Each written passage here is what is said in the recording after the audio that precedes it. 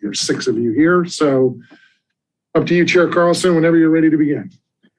I guess I'm ready as I'll ever be. Let's begin. And please, guide me through this as I stumble through what I'm supposed to say and do. Keep an eye on me. Let's call the meeting to order. Great. So I will take roll call for the attendees. I'll take you again in the order on my screen. Commissioner Callahan. Present. Commissioner Kilroy. Here. Commissioner Bauer. Here. Commissioner Light. Here. Commissioner Krazan. Here. Here. Chair Carlson. Here. And as we noted, Commissioner Walters is absent tonight. Okay, next item, salute to the flag. Tom, Commissioner Bauer, can I ask you to lead us in the salute? Absolutely.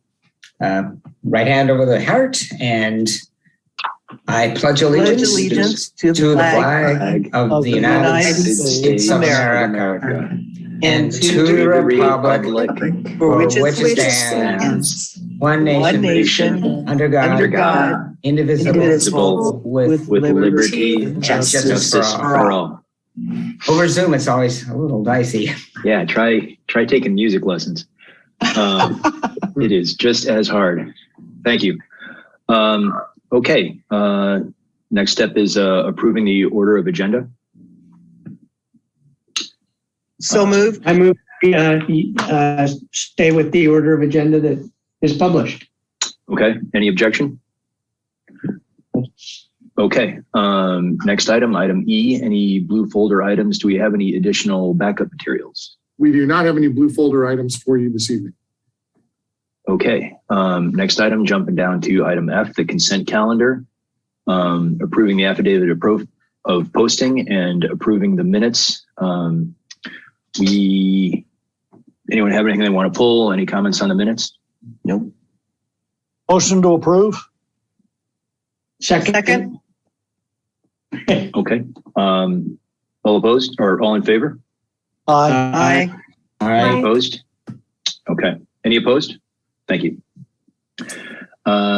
Next, item G, excluded consent calendar items. None. I don't think we have any, none. Okay. And now on to item H, public participation on non-agenda items. Do we have anyone in the public out there yet? We don't have anybody on our Zoom call, but we did have one e-comment. So I'd like to read that for the record for you. And this is an e-comment from Eugene Solomon, and it reads as follows. The Redondo Pier Harbor Association and King Harbor Association received dues from the harbor leaseholders, theoretically, for marketing the pier area. The King Harbor Association has accumulated over $280,000 in its accounts. The Pier Association over $80,000 in its accounts. I've heard frustration from business owners wondering aloud where is the money being spent? How is it decided? Where is the return on investment for our dues? The current situation lacks transparency and is concerning. It would be a worthwhile exercise to have these two organizations prepare reports detailing specifics of the spend taking place on behalf of the harbor leaseholders and how these monies could be put to best use in support of the business owners. Perhaps the massive accumulation in the King Harbor Association funds could be spent on internet infrastructure or planning to get everyone set up with help on items such as POS interface, perhaps a storefront improvement program like was done elsewhere in the city. It would be worthwhile to have this commission ask these questions and weigh in with these ideas. And that is the end of the e-comments. I'll refresh my screen just to make sure. Yes, that's the only comment we have on public comment on non-agenda items. Okay. On my participant screen, I see two attendees, Mark Hansen and Moses Rambler. And if either of them would like to speak on non-agenda items, if they could raise their hand, that would be great. Otherwise, we will assume they are here to speak on a different item. So I don't see any hands, Chair, so I think you're probably safe to move along to the next item. Okay. Next item is item I, Ex-Parte Communication. Anyone have any to report? Well, there's no hearings. There's no quasi judicial hearing, so. And that's item J, yeah. Public hearings, item K. So item J, no public hearings. Item K, items continued from previous agendas. Don't believe we had any there. Actually to be more precise, and I didn't realize this at the time we put the agenda together. Technically, item L3 is an item continued from a previous agenda. You could still take it as item L3 if you'd like to do that, but that technically probably should have been an item continued from a previous agenda since we didn't get that to that last month. Yeah, I was wondering if that or the draft letter was continued. We never actually touched on sea level last month, so it's not really continued. I think we should just stick with the agenda as it is. Keep it simpler. Great. Yeah. Yep. So item K, nothing there. On to item L. Item L1, discussion and possible action regarding the draft letter providing comments on the proposed amendments to the California Air Resources Board Commercial Harbor Craft Regulations. Well, in your pack. Yeah, go ahead. Vicki, I was just going to do a one sentence introduction and turn it over to you. Thank you. As you all know, last month. In your packet is the letter that Steve, Jim, and Steve did most of the work. Jim did the next amount of work, and I kind of kibitzed. Steve is so wonderful at this. I'm sorry he isn't here tonight for me to give him some accolades.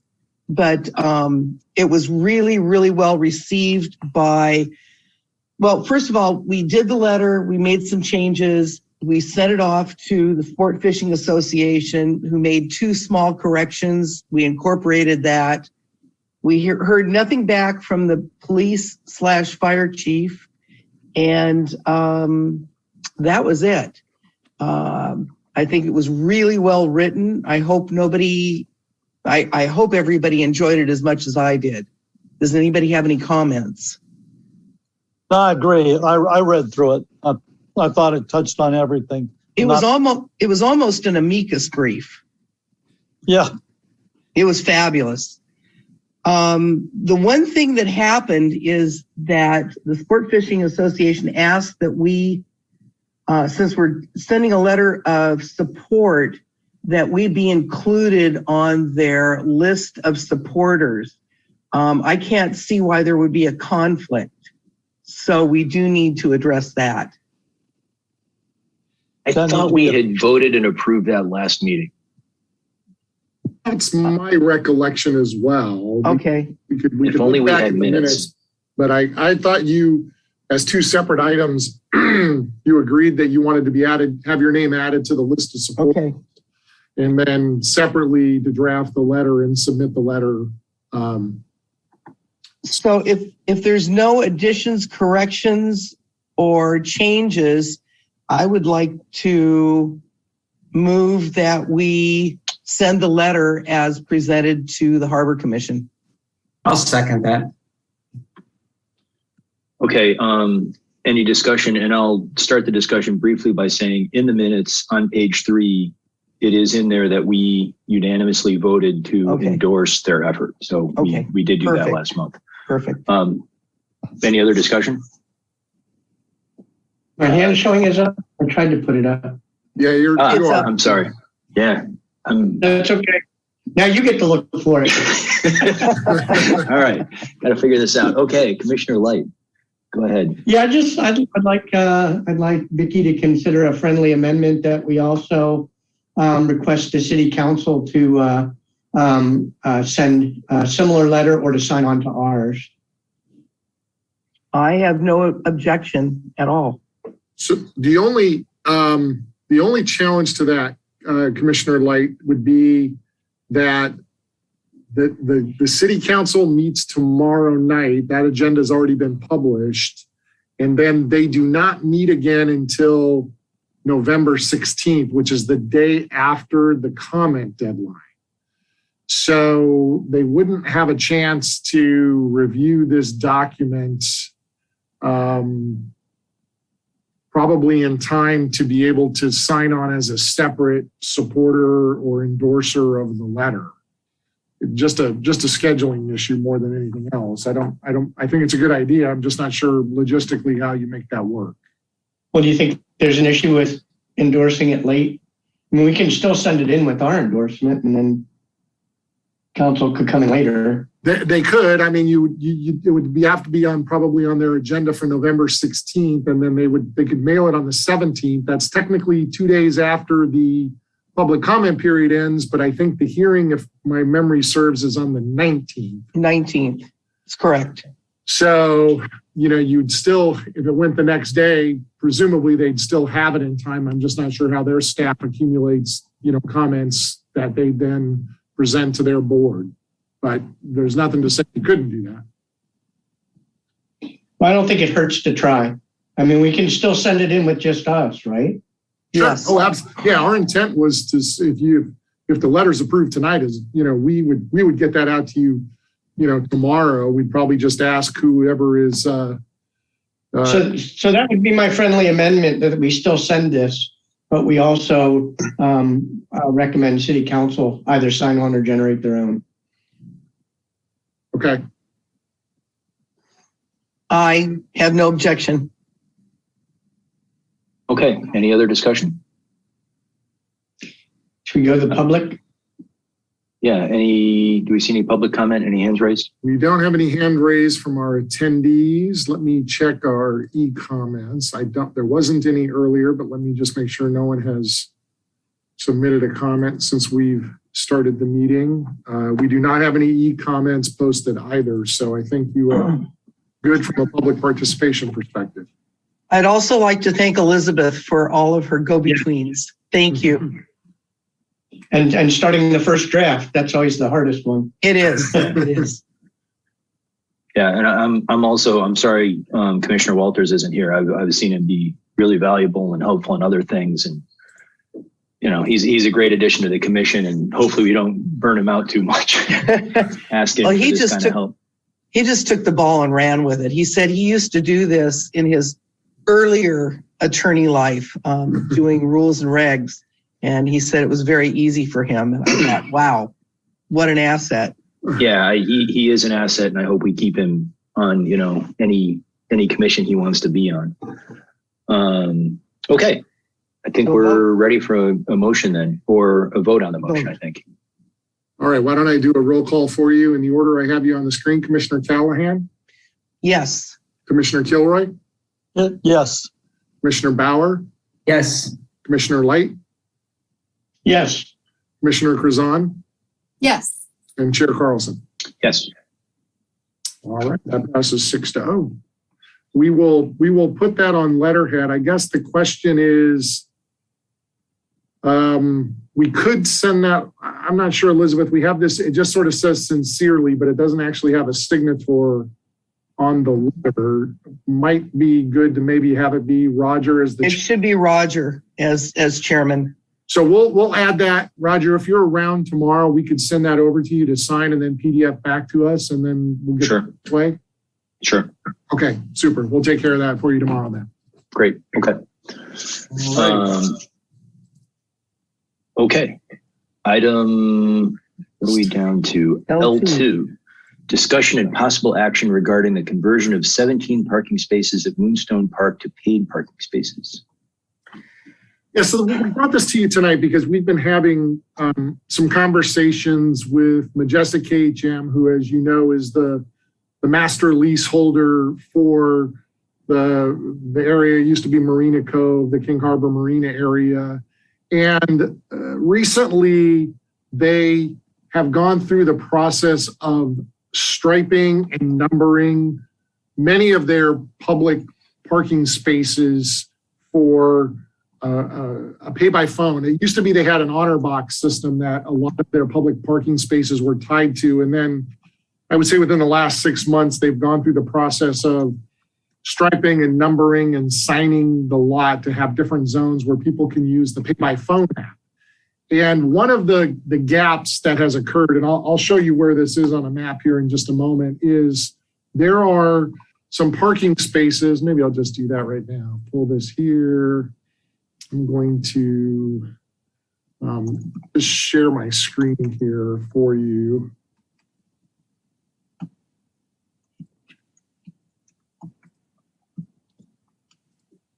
Okay, can you see my screen now? Yes. Okay, so the areas you're coming down, this drive aisle here on Mole B, this area out here has always been part of the Majestic KHM and the prior leaseholders, leasehold premises where all these parking spaces out here. And there was an honor box right here. And folks, if they were using those spaces, would pay into the honor box. They've converted these spaces to the pay by phone parking app program. But the area that's highlighted in yellow here are spaces that have been dedicated to Moonstone Park. This is Moonstone Park right here. And those spaces were not included as part of their program because they're city parking spaces to be used by the park. So what they've noticed since they've developed this parking program is that a lot of the people who maybe previously were not using the honor box maybe necessarily and getting a little bit of free parking out here, now that they're taking a much stricter role on enforcing that program, are starting to utilize these areas in the yellow, and those spaces are filling in more regularly by people who don't really want to pay for any parking.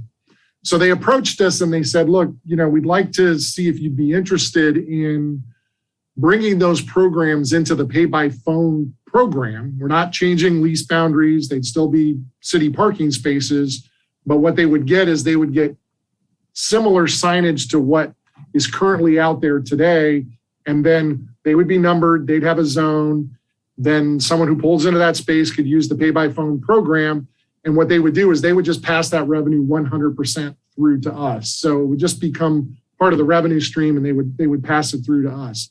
I want to show you maybe a different perspective to give you a sense of what we're talking about here. So let me show you this kind of from a different angle. All right, let me share one more screen with you here. Now, can you see kind of an aerial view? Yep. All right, so what you have, and just to orient, because I don't want to presume everybody knows where all of these spaces are. So this little triangular piece out here, and I'm going to zoom in on it. This is Moonstone Park, and this is the Mole B where it says Marina Way. That's where the access point occurs. So here we are zooming in on this. You come in off of Harbor Drive, and there's a little guard station right here. When you get to the guard station, if you let them know you're going, if there's somebody there, there's not always somebody there, but if there is somebody there and people inform that they're headed to Moonstone Park or out to the Harbor Patrol building, then they're supposed to let them through and go out to the end of the parking area out here. I'll zoom in a little bit further here. So here's Moonstone Park. Here's the Lanakila Outrigger facility. Here's our Harbor Patrol building. And if I put myself right here in the parking lot, you can see what I'm talking about. So here you see the parking spaces. This was just before they put up their pay by phone. So you don't see any of that signage yet. So this predates some of that signage, but it's a pretty good look at the parking spaces that I'm talking about, which are these parking spaces right along this tree line where you see these 4 cars directly in front of us. That's about 17 parking spaces that stretch along that northern edge of Moonstone Park. And those are the spaces that currently are not part of the pay by phone program. They're part of our I call it a free parking program, but they're part of our parking program. They are, if you look across the harbor wide, from a harbor wide perspective, they are maybe the last handful of spaces left that do not have any parking fees associated with them. If you go into the garages, if you go into the Redondo Beach Marina parking lot, any other location within the harbor, you're going to likely pay for parking. These are spaces that don't currently have any payment associated with them. So from our perspective, we initially said, the park spaces, we don't want to charge for park spaces. We don't charge for park spaces anywhere else. Well, that's not entirely true. We do charge for park spaces at Veterans Park. So there is some precedent to charge for park spaces. There is some value in creating some uniformity in the parking program. I'm going to back out of this just for a second so you can kind of, where you're looking at this whole peninsula out here on the end and having that all be part of the pay for parking program. So there is some benefit to that. They would provide security to the spaces just like they do to their other parking program. I don't expect it to be a lot, but one little side benefit is we would collect a little revenue out of those spaces. It's not going to be a big moneymaker for us, but we would collect a little bit of revenue out of those spaces. The area that runs down this drive aisle out to the Harbor Patrol building out here on the corner, these spaces, while they look very well striped in this photo, in actuality, they're not as well striped as that today. Those would not be part of the program. So those would continue to be available to folks to be able to park at, particularly the Lanakila Club, which uses those on a regular basis. If I go back and show it to you kind of from ground level, you can see there's a real distinction here between where this drive aisle begins and where these parking spaces are kind of numbered. And you can tell there's a pretty strong difference. Is that going to stop someone from going in there and parking in those free spaces? Probably not, but it does at least give you some visual break with this tree line in the parking spaces between these spaces and the spaces on the drive aisle. So talked about it internally. Rec Park is okay with us putting these into the parking program, but management wanted us to make sure that we got your thoughts on this issue. I did send an email to Moses at Lanakila to let him know. I see he's in attendance tonight. I'm going to stop sharing here for a moment. So I presume Moses is here to speak on this matter as well. But we really wanted to bring it to you, get your thoughts on the issue, and then decide where we want to go from here. So that concludes my presentation, but I'll turn it over to you for any questions you might have and any public comment that there is. We do have an e-comment on this as well, just so you know. Thanks. So I'll take the chair's privilege and go first on comments. First, I want to say I have a boat in a slip on UDOC, which is just down the way from this park. So I have a parking pass. I don't pay for parking, but if that makes me involved and I should recuse myself, if somebody's uncomfortable with me commenting on this, please speak up. I don't like charging for parking at a park, especially in an unimproved park. If we had improved Moonstone the way we should have a while ago and the way I hope to, maybe we can pay for it then. But when it's just kind of, a bunch of dead grass to pay for parking at that, I'm not thrilled about it. And if their argument is that we're taking, if parking is getting pushed from the Harbor Marina spots down to those spots, I hate pushing them further into the spots that Lanakila uses, because they are always filling up that strip, and they have a lot of parking there, and I'm sure they need as much as they can get. And finally, I think the reason that parking is being pushed down here is because of the way the Marina changed their parking program. You used to be able to buy a parking pass from the guard for $10 for a guest, and then you could park at any spot in the Marina. So I used to be able to have a guest park immediately in front of UDOC at the ramp and walk right down. And the way the parking program is now, the pay by spot parking doesn't let you park in any spot on the mall.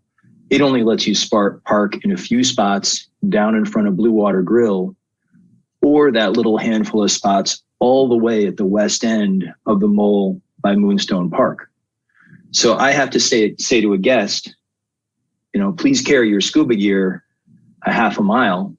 And as long as you're carrying your scuba gear a half a mile, you might as well park in a free spot down there because you're down there anyway.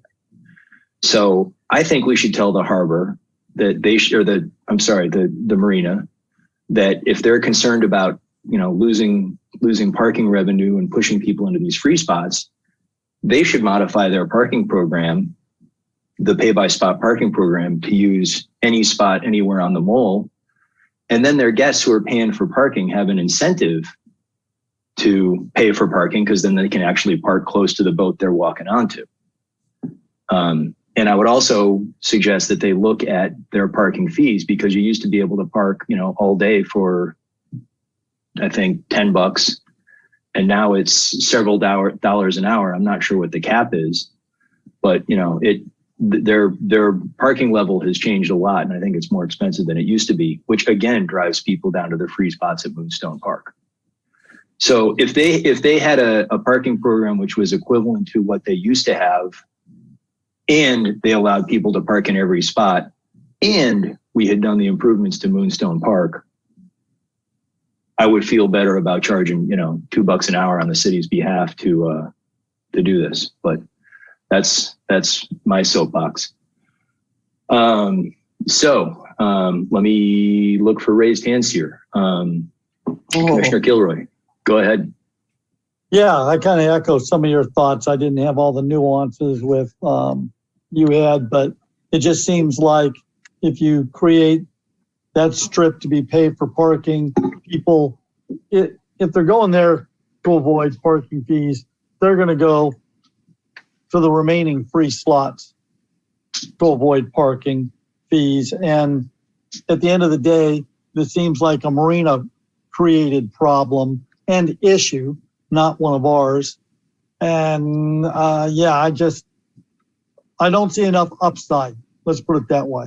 I don't see enough upside for us to bother going into this. That's really all I got to say. Okay. And again, just going in order, I see faces. Commissioner Callahan? Yes, I'm looking at the administrative report. The last paragraph, page 1 of 2, it's page 21 of the packet. And maybe I'm reading it wrong, but it says that Majestic KHM would number the spaces and assign them to a zone, collect the parking revenue from users of the spaces, and pass 100% of the revenue through to the city as part of their monthly leasehold payment. So it's not going to the city. It's going through as part of Majestic's monthly leasehold. Yeah, the difference is the way our leases typically work is we collect a percentage of a bunch of different revenue streams. And so we might get 25% of slip revenue, and we might get 3% of restaurant sales, and we might get 8% of parking revenue. There's all these different revenue streams that are associated with a lease, especially a complex lease like the Majestic lease. And if I didn't explain this clearly as part of that administrative report, I apologize. In this particular instance, what they're really looking to do is they're not looking to have this become parking revenue for Majestic and then we get a percentage of that revenue. For these 17 spaces, they would be kind of cordoned off in their own zone, and whatever revenue they collect from those parking spaces, we get 100% of that revenue. All I was to imply by that last clause is that we would get it monthly when they submit their regular. Okay, well, that's not what this says. This says that it will basically be a credit for them towards their monthly lease. No. It's the key is sort of the 100%. They would pass 100% of the revenue through to the city as part of their lease payment. So we get a monthly payment from them. 100% of the revenue for these spaces, if we were to number them and zone them, would come to us. They would not. It wouldn't be subject to their percentage rent calculations. That's part of their lease, like their other parking revenue is. So when the other revenue spaces, they might collect $2 an hour, and we get 10% of that as part of their leasehold. I don't know what the exact percentage is off the top of my head, but in this instance, for these 17 spaces, whatever they get, we get. No, they don't take any of that revenue. It all comes to us, 100% pass through to us. So if that's not clear, let me make it clear that that's the intent, is that 100% of the revenue for those 17 spaces, because they can monitor it. Now that they're on the pay by phone program, they know exactly, when somebody pulls into space 100 and they go on their phone and they say, I'm in space 100 and I want to buy 2 hours of parking, they get charged $4. We can get a report that details how much revenue is being collected on a space by space basis, and we would get 100% of that revenue. Okay. So it doesn't read that way. all right, well, I apologize if it's not clear, but I think that's really, just so we're all clear, that's what they're. Okay. All right, thank you. You're welcome. Commissioner Callahan, anything else? Thanks. Thank you. Commissioner Light. Oh, you're muted. Thank you. I concur with the chair's comments and Vicky's comments. I don't support this, but I'm willing to hear I'm glad Moses is here from Lanakila. I do remember when we were doing the appeals to the Center Cal project and the Mulby boat ramp, he supplied lots of evidence that they fill up those slots along the going out to the Harbor Patrol building and the Moonstone Park slots plus more. And so, that was one of the things we were concerned about when they were reducing parking to accommodate the Mulby boat ramp. So I can't see that this would, I think this would increase costs for Lanakila because I think some of their people would have to pay to park in there just to go work out with Lanakila. And we've had that for decades. I'm not for doing that. Secondly, when I went up to the Coastal Commission hearing for Measure G, which is now quite a while ago, the Coastal Commission was very concerned about access to Moonstone Park. In fact, they inserted words in Measure G about signage so that the public knew Moonstone Park was out there. I question whether we're in line with their intent by now charging for access to Moonstone Park in what was free parking. And I thought changes to parking had to be coordinated with the Coastal Commission in the coastal zone, and in particular in the Tidelands, which is still their retained jurisdiction. Can you comment to that, Director Proud? We do have some latitude in being able to make adjustments to the parking charges for areas within the coastal zone. For example, we have been incrementally making changes inside of the pier parking structure. We got rid of the first free hour. That was one parking change. We then took away the reduced parking rate and started charging at the full rate for early hours. I mean, those were incremental and we've been doing them over time. They weren't kind of a one-time shot. So we do have some latitude in there. If it were too much of an expense and we'd have to go back and look and see if going from free to going to $2 an hour trips that threshold or not, then we might have to go to. Well, this is a little different because it says within their retained jurisdiction. This is within their retained jurisdiction. That is correct. Although, and I'll tell you, this is old guidance. I think it was written in the late 90s that we're referencing as a memo that we got from them that talks about parking changes inside of the coastal zone.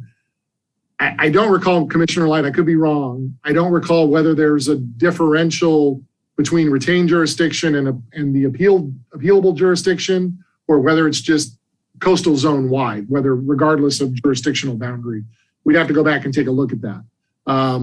But I do know there is some guidance that they issued, a little over 20 years ago on kind of how you regulate parking charges inside the coastal zone. Yeah, I think, to my recollection, there's recent legal precedents that things like what you charge people is a project under the Coastal Act. And if it's a new project, then if they have retained jurisdiction, they would have to approve it. But that's just my recollection from a recent legal finding on the Coastal Act. And I'll just say my comments were not related to the notion that this was a project as defined. It was mostly related to policy guidance on the implementation of parking charges. Yeah, I'm not saying there's any malfeasance. I just think we need to make sure we're crossing the T's and dotting our I's. But I'll wait to hear from Lanakila, but I'm inclined not to support this for that reason. If we want to go get extra money for parking, I think Francesca would be the best place because there's a bunch of people not from Redondo using that whole street. That's all I had. Thank you. Okay, thank you. Commissioner Drazan. I guess, first of all, I appreciate the city's looking at this new problem that Majestic changes have brought about. But I wholly disagree with the approach of charging parking for the park. I agree with the chair, what the chair said, and I think that it's not solely because of the honor box change. I think it ties into the broader changes that they made to the parking options that Roger mentioned. It doesn't make sense to me to outsource Majestic to manage the city's parking spaces that are currently free. And I think comparing it to veterans is kind of apples and oranges. That's unique because of the pier and the ocean access and the amenities. And I see this park as, well, one of our most bare bones parks, but should be like our other parks that are all free to park at. I think we just need a different solution to solving this Majestic caused problem. I think that you mentioned having uniformity in parking. I think that's kind of misplaced here in thinking of mixing leaseholder parking with city parking. And I'm surprised that the Recreation and Parks Commission would give this the thumbs up. Parking wasn't the commission, it was the director. Oh, okay. The parking is already too little in the summer, so clearly we need to find a solution. But I'm not in favor of charging for parking. Okay, thanks, Commissioner.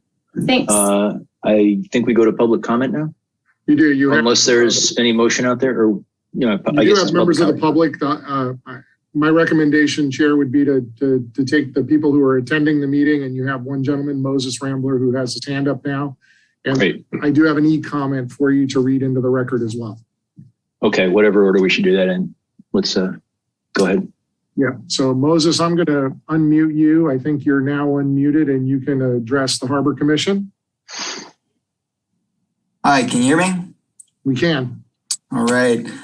Thank you. The Harbor Commission, Commissioner, as well as Director Proud, appreciate you guys having us on. The first thing I'd like to say is I do agree with Chair Carlson as well as Commissioner Light and their sentiments. Lanakila certainly does use that space a ton throughout the summer. More so on the nice, beautiful sunny days, we'll take up all of those spaces. All of the rentable spaces, we'll use all of them. And on Saturday, Sunday, Monday, Tuesday, Wednesday, Thursday, we can take all of those spaces. And so half of our members pay for parking, a good percentage of time. On rainy or overcast days, less so, but we do pay for parking. I don't feel that making this change is going to truly solve any problems. I'm certain that the people that are utilizing those spaces will just move over to the eastern facing spaces on Mulby. And I think those people are just, they like to hang out. That's their thing. We see them all the time. They're the same group of people. And it could very well be the modified changes to the parking program. I agree that there are some changes that I'm not really a fan of.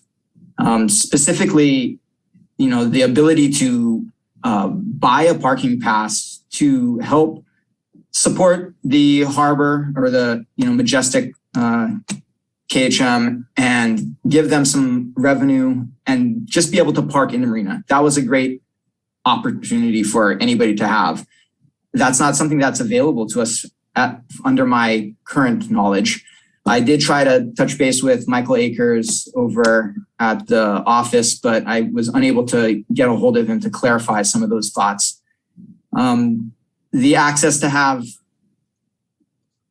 guests come in and park, it was a great, it was a great way to have revenue and create less parking issues. But by pushing them over to the free parking, which is if I knew that there was free parking, yeah, I'm going to park there. If you block that off and I know that there's free parking just in front of the Harbor Patrol and the Lanakila site, I'm going to park there too. That's what I think they'll do. I would think that most of our members would oppose putting in all that parking. It's just extra cost for us. I think that I'm not, I don't know. The Coastal Commission, I would have a hard time believing they would just sign off on something like that. I think that they would want to protect parking in that zone, but I don't know. It's not in my wheelhouse. I can't speak for those people, but it seems like that would be something that would be interesting for them to hear and see what they would say about that. If you guys were so inclined to go through and push this all the way through, I would hope to get support from the commission as well as the city to maybe encourage the Majestic KHM to offer some passes to the Lanakila members. You know, maybe it's the $80 parking pass for Redondo spaces, and it gives our people an opportunity to pay that thing and have parking throughout. But when they come into the Lanakila site and onto Moonstone Park on Mole B, not be subject to making those payments. It's already prepaid. It's, you know, maybe they don't all pay $80 throughout that year. Maybe they pay a little bit more, but if the opportunity was there, that would be one way to skirt the issue, I think, you know, or, you know, work around it for our sake. But I don't, you know, I just don't know that charging 17 spaces is going to solve problems. If you're going to charge there, you're going to end up charging on the east facing side. If you're going to charge all of that section and it's a public unimproved park, you know, give the members a opportunity to have some sort of pass so that there isn't a huge financial liability on them, especially because let's say we go on a Saturday morning or a Sunday morning for a paddle and I put 3 hours in and our practice runs over, or we just hang out and we just kind of lose track of time, and then you get ticketed. So you get a $50 ticket on top of your $6 parking fee. It's a little, it's hard to swallow. Other than that, I'm not sure we're on board with supporting this idea. Of course, we are willing to compromise and work with the city as well as the commission and Majestic KHM to find a reasonable solution that benefits everybody and, you know, maybe curtails the issues that they're having at the moment. So that's about all I got to say. So thank you for your time. Appreciate it. Chair Carlson, you have Mark Hansen who would like to speak. Mark, I'm going to unmute you right now. So Mark, you're free to address the commission. Good evening, commissioners. I had the pleasure of speaking with Moses Ramler today. I called him because I wanted to get his expertise on this. I mean, he clearly represents by far the biggest group of users, and so he's our expert on this. And he told me what he just told you. He really misses having those passes. And of course, our own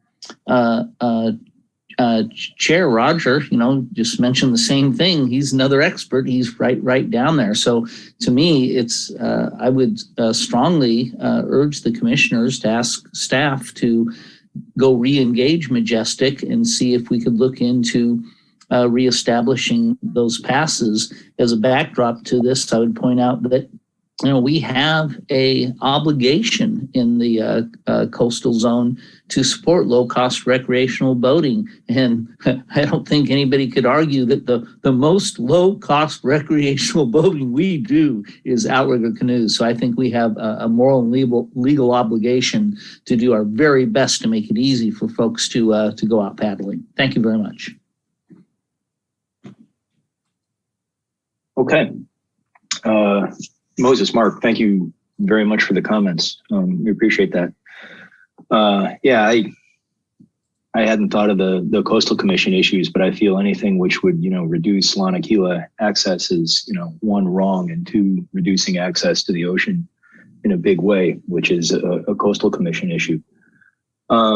Director, do we know the parking rates that the Marina charges? It used to be $1 an hour at the honor box, and I believe it used to be $10 a day for a pass. Do we know what it is now per hour? I'm not sure I believe the paper phone rate is now consistent with our parking across the broader harbor, which would be $2 an hour. We'll confirm that, but that's the rate that is generally, and we've been doing our best, not necessarily in this particular zone, to try to make it as simple as it can be, in the sense that everybody pays $2 an hour in any kind of our public lots that we have. So I believe this is consistent with that. And do we also know if the marina? Chair, you do have 2 comments, just so you know. Oh, I'm sorry. Well, one other question, as long as I'm bugging you. Does the marina security guard have the authority to write a ticket as expensive as a city parking ticket? When I talked with Majestic KHM, they were not issuing citations. What they were doing right now is mostly, and I've even talked to our assistant city manager because he got one of these, kind of shooting courtesy notices onto cars to let people know, that the system is in place. Here's how it works. They need to participate in that. If they're in a private parking lot and they haven't paid for parking, most private lots, you tow a car if that was the case. Here, they may have the ability to issue a private citation. They're not writing city citations. They don't have the same level of authority as, say, one of our parking enforcement officers that's going through one of our public lots and perhaps citing folks who haven't paid. So these are really private citations if they're able to write one. And the question would be how enforceable those are as you go down the road. What we wouldn't want to find ourselves in is a situation where we actually are getting cars towed out of the lot. I mean, that's not a good situation for anybody. So, like I said, I know since it's a relatively new program, they've still been in the education and awareness campaign of letting people know by putting courtesy notices on the car. But I haven't heard that they've actually written hard citations and what they're trying to collect out of those yet. Thanks. Okay. So it's free until a tow truck shows up. And so your 2 comments, I will. Thank you. One is from Caleb Krazan. I presume there's a relation. I'm a 6th grader who is opposed to making the parking spaces at Moonstone Park cost money. I think that it is highly unfair to charge people money for this park because all parks should be free. Kids like me should not have to pay money to run around and play games. Please think of another idea and do not make the park cost money. And then the second comment is from Brian Mitchell. As a regular user of Moonstone Park 3 to 4 times a week, I do not support the deletion of free parking spaces at the park. The public should have free access to public spaces and should follow the example of all the other park facilities in the city which provide free parking. And those are your 2 comments. Thank you very much. Thanks to the public for their participation. Okay. Where do we stand here? Any? You have 3 hands up of commissioners. Sorry, I missed that. Okay, I'll take them in the order I see them. Commissioner Light. So I think as Director Proud and those who have been on the commission for a while know, I've always been an advocate for frequent boaters to be able to get parking, discount. In fact, I wrote that in Measure C when we did that. So I've been an advocate of that. It used to be that way. We used to only charge $4 for flat fee for people using the hand launch boat ramp, and that disappeared years ago. So I support that. I'm glad Moses brought that up. So I'd like to make a motion that a pretty simple one, 2-parter. Part 1, Harbor Commission opposes charging for the Moonstone parking spaces. Isn't there more comments? Well, you can still comment. You can still comment after the motion. All right. And that we that we encourage the city to re-engage Majestic to restore the parking passes that used to be there. How are they going to do that if there's no person at the kiosk? I just said re-engage. I didn't say. Yeah, I mean, we can certainly talk to them. I think that's, probably part of the motivation here is to not, they still have a labor cost associated with this program because they still have an enforcement component. So, it's kind of 6 of one, half dozen of the other, where you have somebody in the booth who's kind of doing something or somebody who's out actually doing enforcement. We to Chair's light, we can certainly go back. We're going to have to go back and talk to them about the conversation we've had with you this evening anyway. So we can certainly ask them about the $10 guest passes that allowed folks to park anywhere in the marina, and what their thoughts are related to that. Yeah, my friendly amendment would be not only talk about reinstating the pass, but also reinstating parking throughout the mall, which would relieve pressure on the free parking and the Lanakila adjacent spots in general, and also make parking near people's boats more valuable. I take that. That's what I meant. Sure, but I didn't get a second. So it's not even a friendly amendment yet. Oh, sorry. Well, let me go to Commissioner Callahan for her comments, and then we can look for a second or where we are. Yeah, my question is, this phone pay-in is really nice if you have a credit card or a debit card. What about people who come here that don't have a credit card or a debit card? How do they pay? They can, so you can use the app, or you can, there isn't really a cash option for a lot of these app systems. There are opportunities to call and talk to someone. So a lot of times what you'll see on the signage, and I spent a lot of time talking about this because I sat on the panel who did the RFP for the pay by parking spaces down in the Riviera Village. You can call and talk to someone, but you still need a method to charge. There's not a cash collection method that's associated. Which seems very unfair. I'm down there early in the morning and I see large families of minorities who come and they're fishing off the rocks. They may or may not have a credit card or a debit card, and I think that's grossly unfair. That they can't come down and use the marina because they don't have the means. A point taken. And that's why we're bringing it to you tonight. So again, if the pay by phone or the pay app program is not workable, in other parts of the city, what we have, and this is the only place that I can think of where we don't, if you go to the Riviera Village, the program we're implementing, there will still be parking meters, so you have a cash option. When you go down to the parking garage, where we have Park Mobile and pay by phone is going to be implemented there as well. We still have the pay stations that someone can go to and use a cash pay station for this particular area. And, it is their private leasehold, so it's kind of how they want to administer their parking program. They're implementing the pay by phone program. If ultimately down the road, we transitioned into some kind of a pay by space for these spaces, all of them or some subset of them, we would have to have that conversation about, are we going to just have these be debit card, credit card, pay on your app or call up and pay by phone? Or do we need to have some kind of supplemental pay station where someone could actually do a cash transaction as well?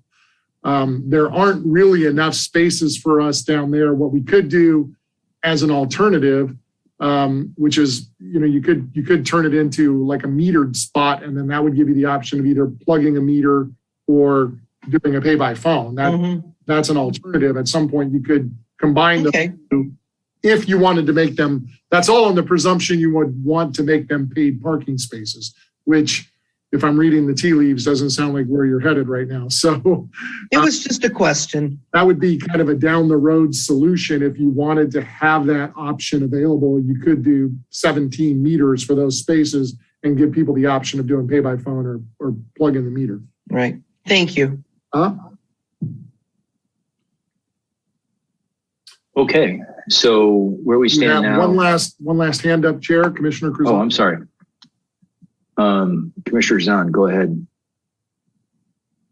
Yeah, just to add to what Commissioner Callahan said, I do worry about the people. Are we excluding people that are coming to the park who don't have a phone. And then it made me think of too, if Lanakila is using all those space, I guess the problem exists now. If they're using all those spaces and it requires a phone, I'm guessing the phones they're going to be left are probably. And so that's a new liability for the security. You said there's a security patrol. So I don't know. I do worry about theft there if there's a bunch of phones sitting around in cars. That's all. Thanks. Okay. So the issue is presented as needing comments from us back to you and back to Majestic KHM. And I think we're doing that through the motion on the table at this point. Could you repeat the motion, please? Jim? Yeah, Jim, you may have to help me. I caught the opposed, the parking, Sure.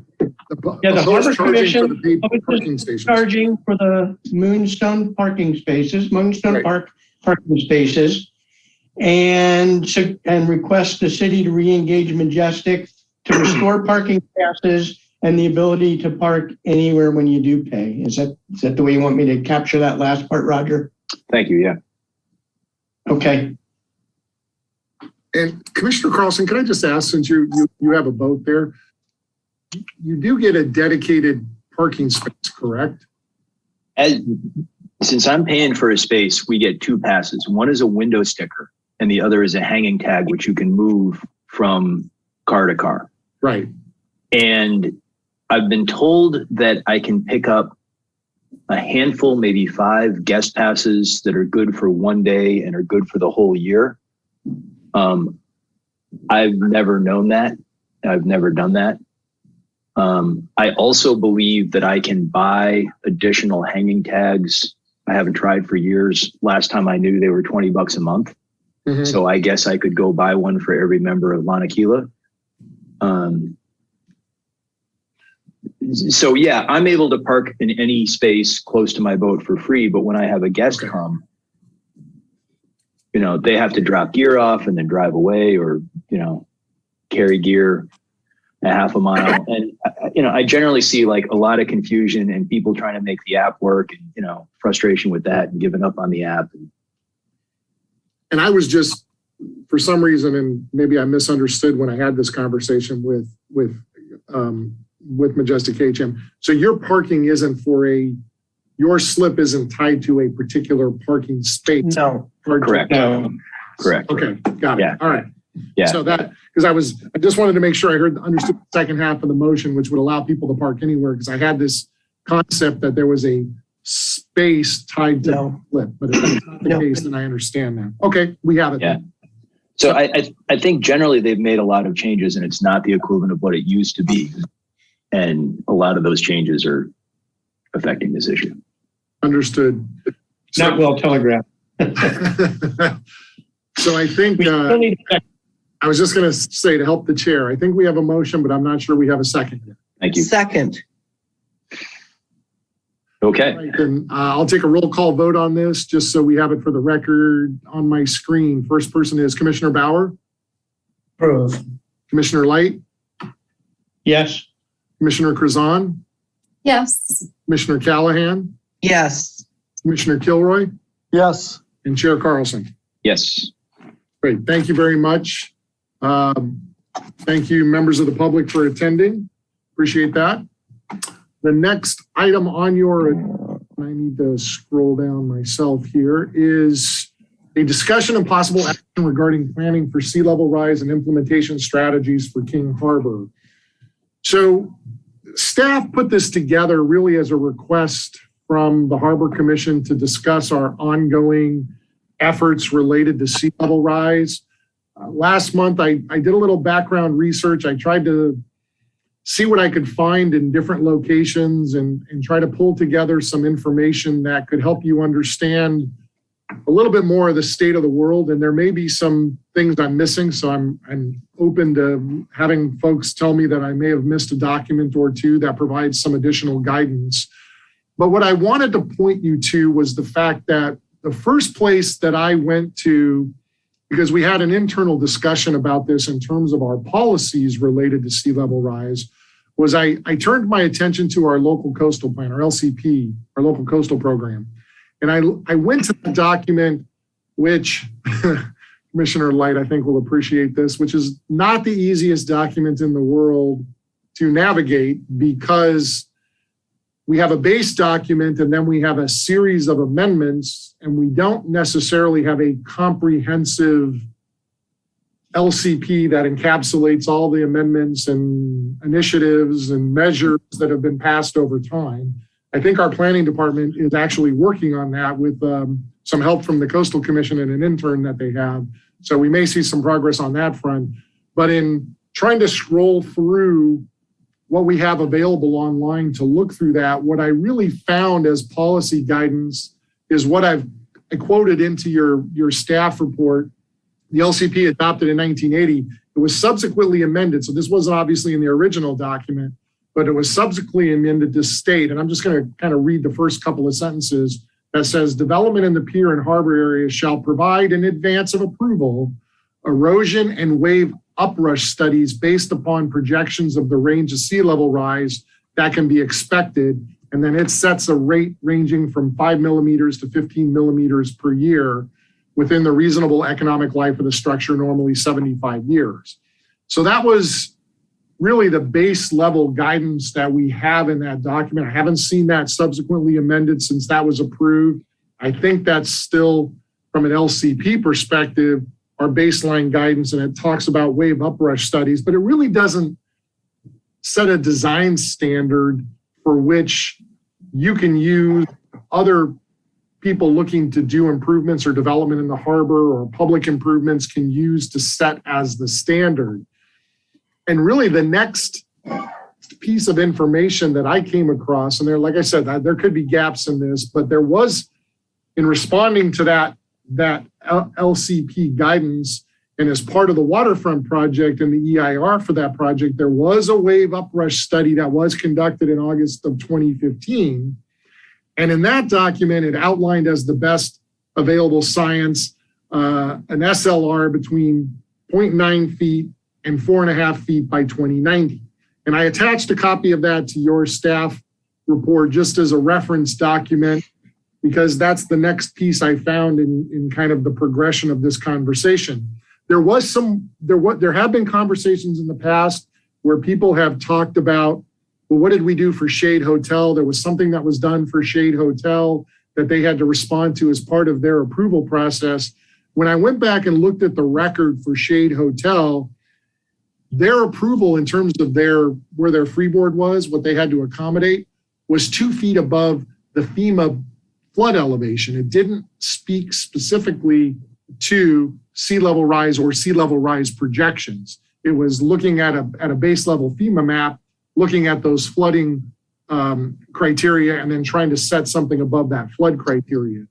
And that, so in my time here, some of those conversations, that seemed like the thing people were referencing, but it really wasn't the greatest analog to what we're talking about here. So like I said, we did the wave uprush study as part of the waterfront project. And then as some of you know, because you've been on the Harbor Commission since then, there was an Assembly Bill 691, that required us to prepare an assessment of how sea level rise could impact King Harbor. And there were a whole list of criteria they wanted us to look at: the lands that were susceptible to sea level rise, a brief summary of the science, an outline of different inundation scenarios. So kind of taking a more comprehensive look at what could happen as a result of sea level rise and the potential economic impacts, and then starting to develop a management strategy to account for those different levels of sea level rise, including a phased adaptive management approach. And we did some work with Noble Consultants and John Moore, who's no longer with them, but came and made a presentation to the Harbor Commission. But it was really the first comprehensive evaluation that we've done in our office of the impacts of sea level rise on King Harbor, and beginning the dialogue of how you could create some adaptive management strategies to deploy in different portions of the harbor to try to mitigate those impacts. When we looked to the standard for conducting that analysis, there was a standard that was prepared by the California Ocean Protection Council, of which was approximately 5.5 feet of sea level rise. And so that was really the basis that we used in preparing that report. And for those of you who didn't see it and weren't on the Harbor Commission at the time, we attached a version of that to your staff report, and I apologize because that's a much longer document and may have broken some of your servers in terms of the size of the attachment, but wanted those of you who haven't had a chance to see that document to be able to get a chance to look at that.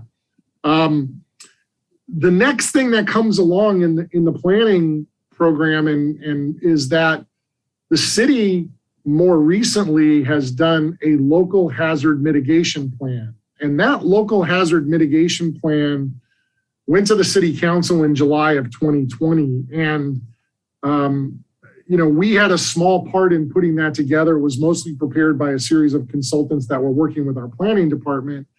And in that document, the consultant team identified a risk to the city that ranged anywhere from 1.4 to 5.5 feet. So you see that same 5.5 feet as kind of the upper end number by 2021.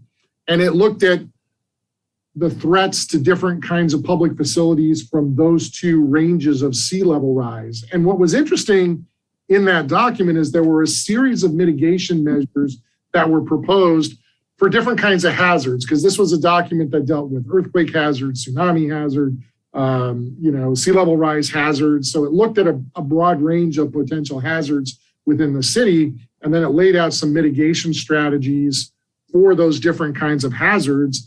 And in that document is what you see in quotes in your staff report, which was a mitigation measure approved by the city council that says, develop a marina climate resiliency master plan to strengthen the resiliency of the marina to coastal flooding hazards, such as sea level rise and coastal flooding hazards, which I realize is a bit repetitive, but that's word for word what it says.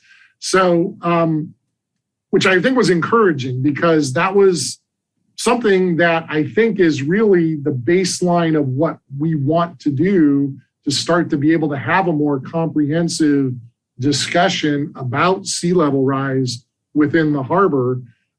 Interestingly enough, it set a target date of 2022 to complete the mitigation measure and identified our office as the quote responsible agency. So it was established as a medium priority. They had low, medium, and high priorities. It was established as a medium level priority, and it was set forth as a mitigation measure and approved by the city council. Now, when we went through our funding cycle for this year, we did not have this in our work plan. And so, that may be an oversight, but it's certainly something that should be included in our work program if it's a mitigation measure that's been identified as part of the local hazard mitigation plan. And so as I started to think through, because I think we've been having some conversations about what are the next steps related to sea level rise planning, this certainly seems like, since it's already been identified and approved by the city council as part of the plan adoption process, the most logical next step that we could take as part of that process. I think it would help set policy for the LCP. I think we could use it to modify some of the LCP policies that maybe are a bit outdated at this point, and then also use it as a document that could inform us for the long-term planning, really thinking through adaptive management strategies on a more comprehensive level around the harbor itself. And we have a real opportunity, as I've said to you before, that we have we have several master leases that are going to be expiring within the next 10 to 12 to 15 years. And as the city begins to sit and negotiate with those master leaseholders or goes out to an RFP to select potentially a different master leaseholder for that property, there is a real opportunity that would be a shame to lose, to not be able to incorporate into those negotiations comprehensive discussions about roles and responsibilities of the various parties as it relates to sea level rise adaptation strategies.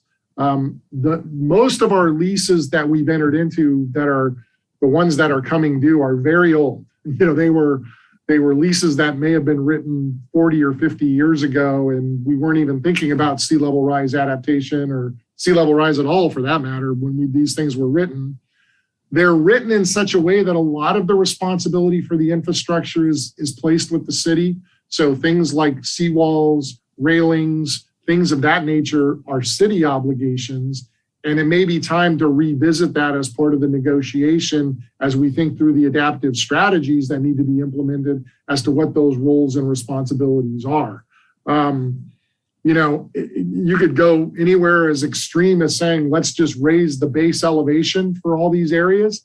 I don't know if that's practical or not, but there are certainly other adaptation strategies, perimeter treatment strategies that I think could be employed in different areas of the harbor because they are at different elevations. And once we have an understanding of that and where the likely flooding scenarios are and the high impact zones are, we could craft the adaptation strategies accordingly.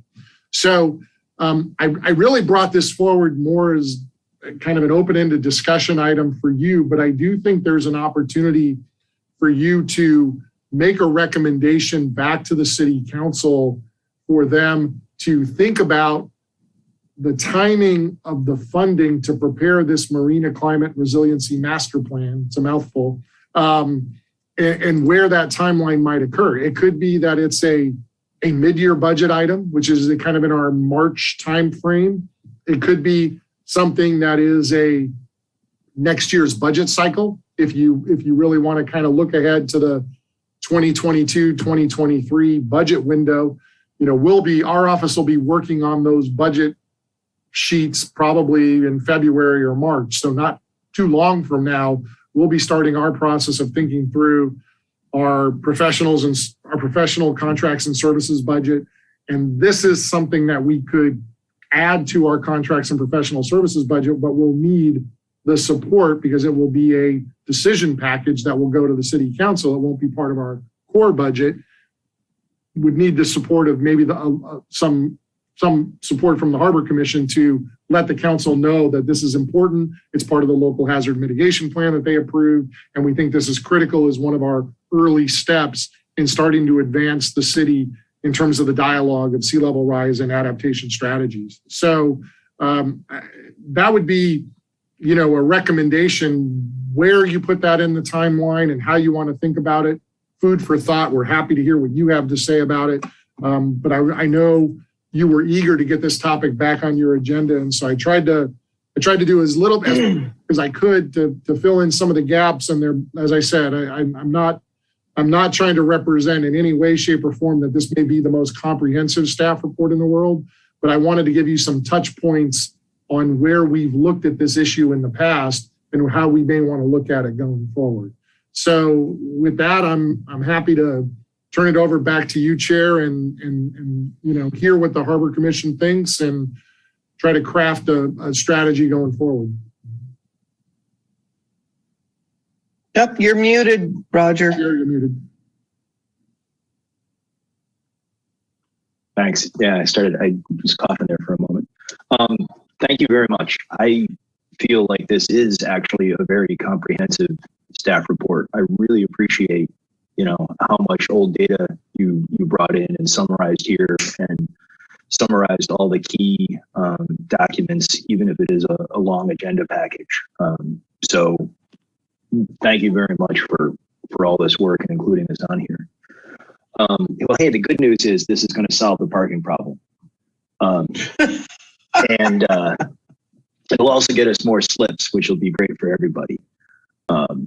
So one small question I had, as I was reading through this, are we still doing the berm width measurements in the sand down at Veterans Park?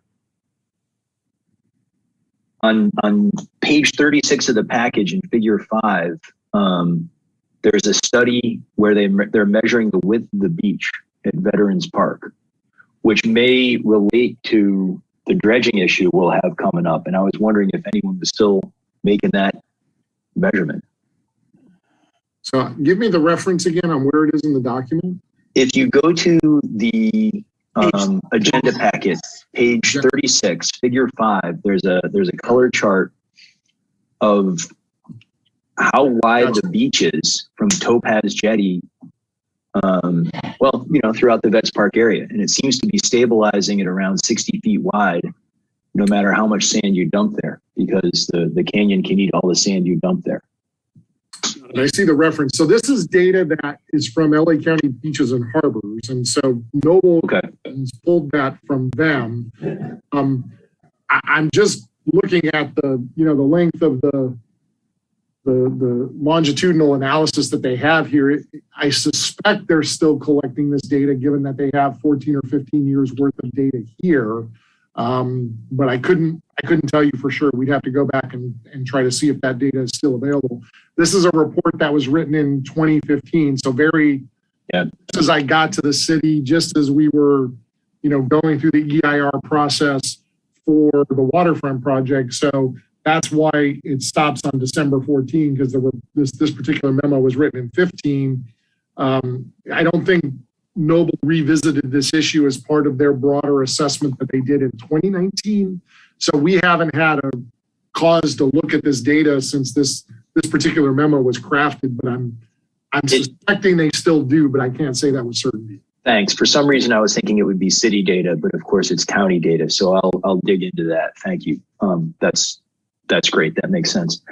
My perhaps harder question, in general, do you think sea level rise is on the city or on the master leaseholder?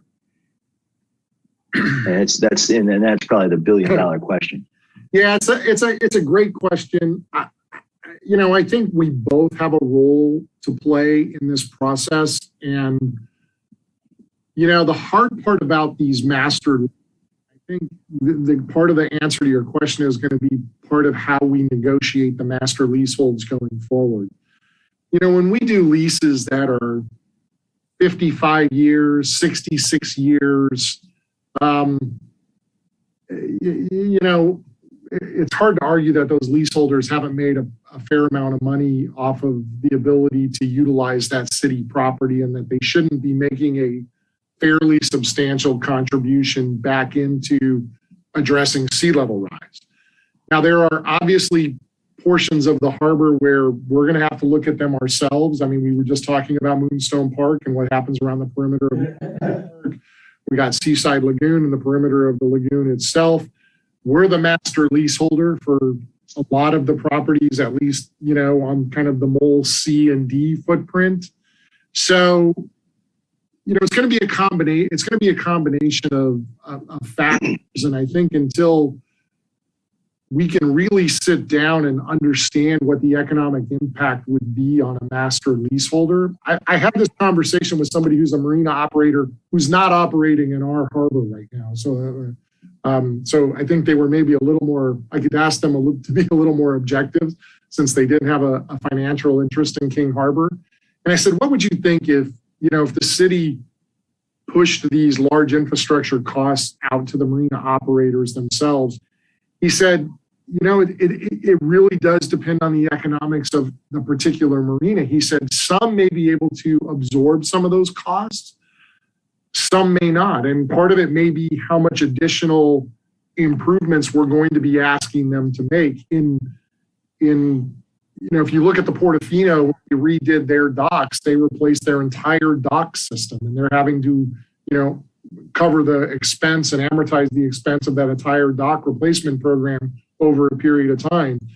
I would expect if Port Royal comes in or King Harbor Marina comes in, heck, even in Basin 3, where we have our own docks, we need to replace those docks as well. They're expensive, and it's going to take a while to amortize those expenses. And we may want these other marina operators to do other kinds of improvements. So it's really going to come down to whether the economics, how much the economics will support in terms of what they can do, and then what we think we can do as well. Last thought, our budgets, as you all know, every year when I give you our budget update, I mean, we're not exactly running at an operational surplus right now. And so we're going to be facing just our own challenges structurally within our budget to be able to sequester the kind of funding that may be necessary to deal with some of these larger scale kinds of adaptive management strategies. So I think we should first look to see what our private partners can help us with, and then figure out what we may need to take to kind of bridge the gap and how we would fund that. Thanks. Yeah, I feel the same way. You know, I feel like the initial minimum we can do is give our leaseholders the best guidance we can. And as you say, that starts with updating the LCP.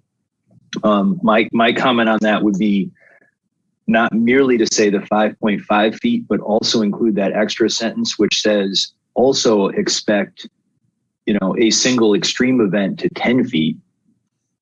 You know, I got to think of the next, 100 years between, a tsunami coming on a storm day at a high tide, that 10 feet will happen. And I also, agree with you. You can't fight the sea piecemeal, or you're going to end up with a bunch of little moats out there, and you're not going to be able to get from one bar to another without spilling your beer. And, the city may be the best one to come up with the master plan and then go to the county or the state or even the feds. Hey, hopefully there's funding at the federal level. So I do feel some urgency to fight this, not necessarily because it's going to be 10 feet high tomorrow, but because, as soon as somebody starts handing out money, I'd really like to know, show up with a good plan so that we're first in line for it, essentially. So I agree with your plan. Going to the council, getting you funded to understand this, and then just proceeding from there and eating the elephant in bites. And, that includes at some point, getting you more staff to do the engineering on this. Because at some point, the scope of this is going to grow and grow. So again, thank you very much for this report. All right, let me look for hands up. I actually remembered to do that for once. I'll go in the order I see people. Commissioner Bauer. All right, thank you so much. Chair Carlson actually put my hand up last, but just but that's all right. If that's okay with everybody, I only had a couple comments. One is I absolutely agree with the chair that leaning towards being more conservative as far as, it's meaning looking at a greater amount of sea level rise, because it seems like these estimates, we always continue to hear them and they keep bumping them up. They're models. In fact, the amount of disaster happening to our environment tends to be underestimated so far. So if we're going to err on the side of overbuilding this a bit. The second thing, I don't like, if we can avoid it, trying to go to the master leaseholds for money. I'd rather go to the local, state, federal money, because every time you go, if you go to a master leaseholder for that money, now there's risk from their standpoint, which means that that's going to cost the city something to do that. If it's an easy way to get money, but in the long run, to me, it's going to end up costing the city even more money, essentially. In other words, you would have negotiated a better lease deal had you left that out of it because of this issue of risk. But yeah, that's basically my two comments. Also, what was it? The one they had the millimeters per inch, which was way underestimated. So that was it, but thank you so much. I also like those three reports. I went through them and read them as well. That was great for the background. Thanks. Commissioner Callahan. Actually, Commissioner Light was before me. Sorry about that. Commissioner Light. Okay, it's hard to see which order they come up with. And so appreciate that, Vicki. So first off, I had a question.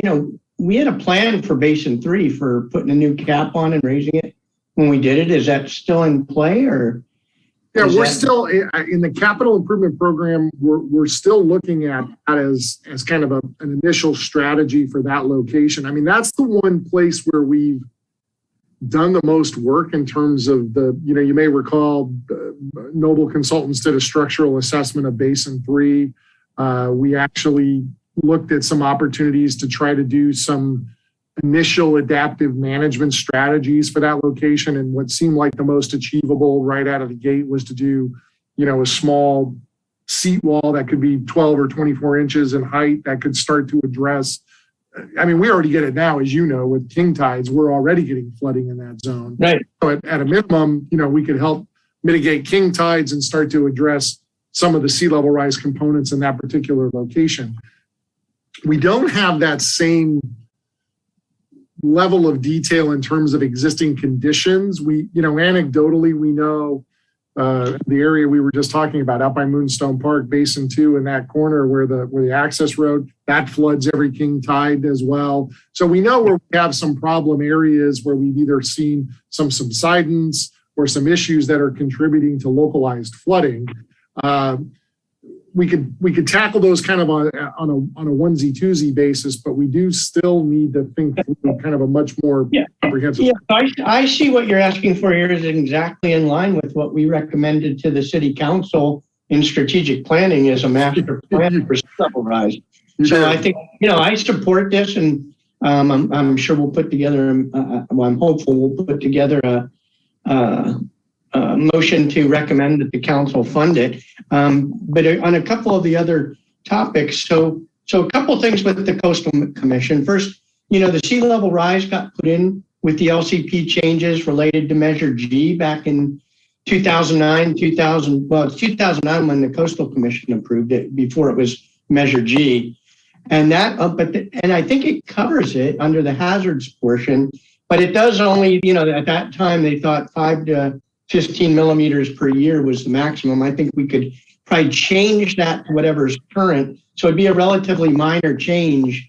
And I think that's all we have to do, because right now it says that anytime we're going to do a development, we've got to show that, whatever we build will survive without minimizing destruction of life and property during inundation events. And then it goes on further with tsunamis as well. And I know that was a big part of the Center Cal study and that was something that when we were going through that, the Coastal Commission was was concerned about the level of accommodation for sea level rise in the Center Cal plan. So they're watching that, and it is in our LCP. As you said, they did comment during the Measure C and the Center Cal proceedings that our LCP is very, very difficult to interpret, and they recommended we rewrite it. So I'm glad to hear it's finally being tackled, because it's almost impossible for a layperson to overlay the changes on the original. It's very difficult.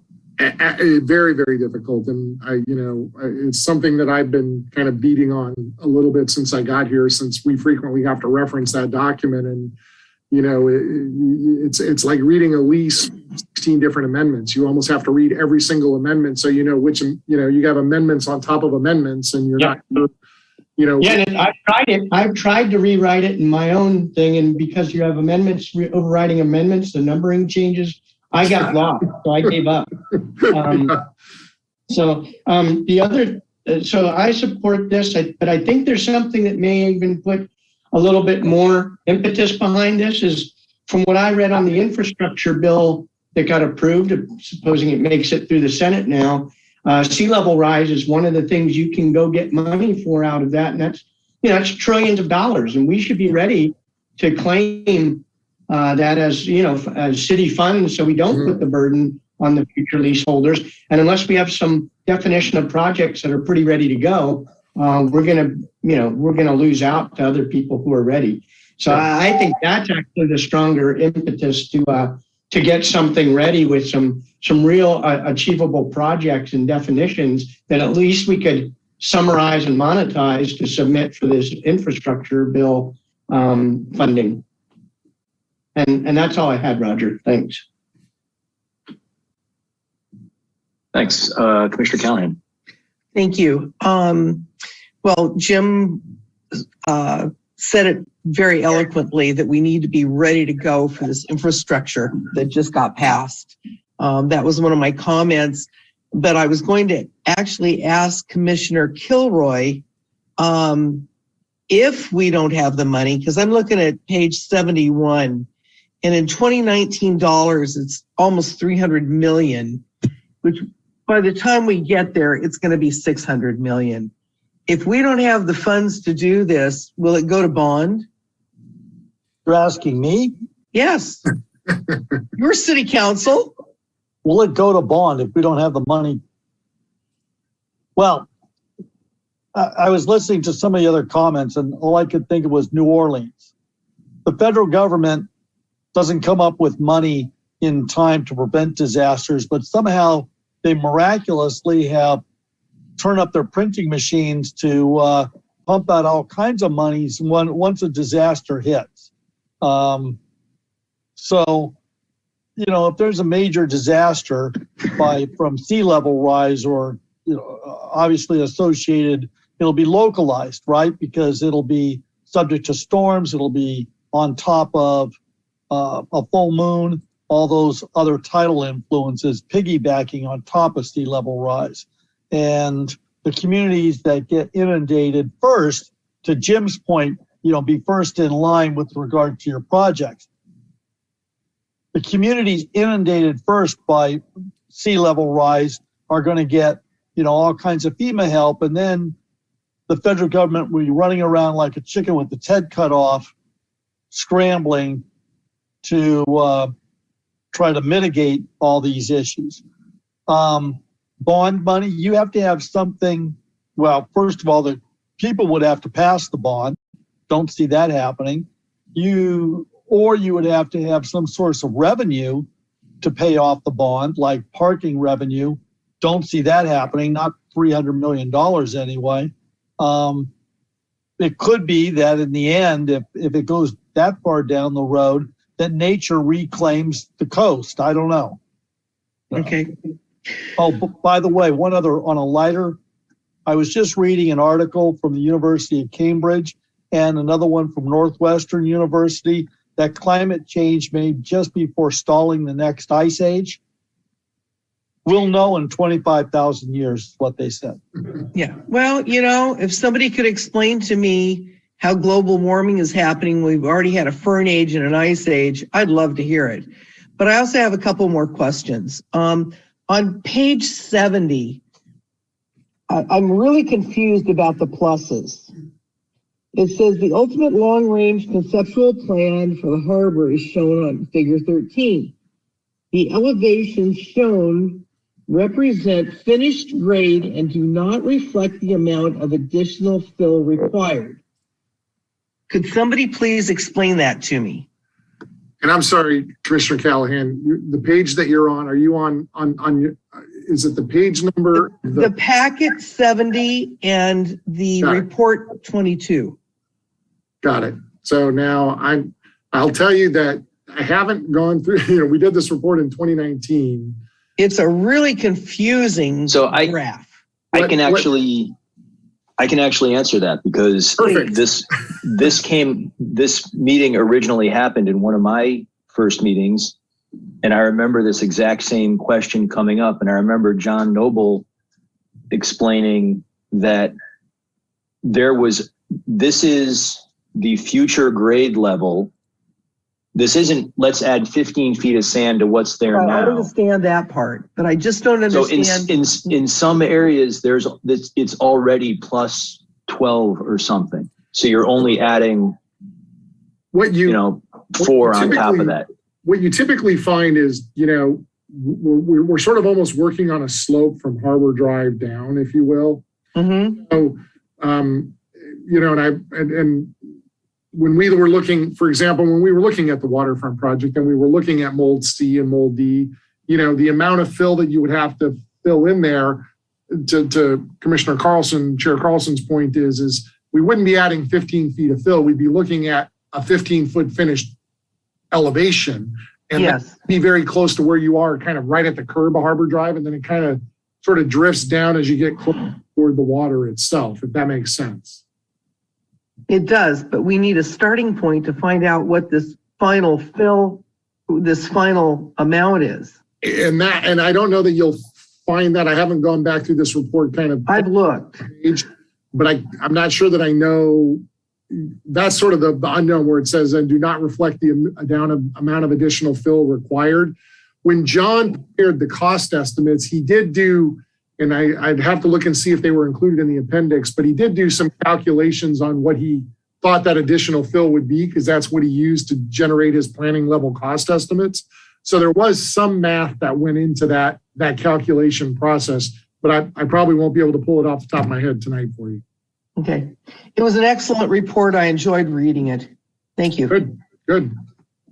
Yeah, I was hopeful that some of you who may not have been on the commission and hadn't seen this report would be some good, if nothing else, some good background reading for you. I'm finished. Thank you, Chair. Yeah. Thanks. Okay, I think we're down to Commissioner Kazan. Go ahead. I'll make it short.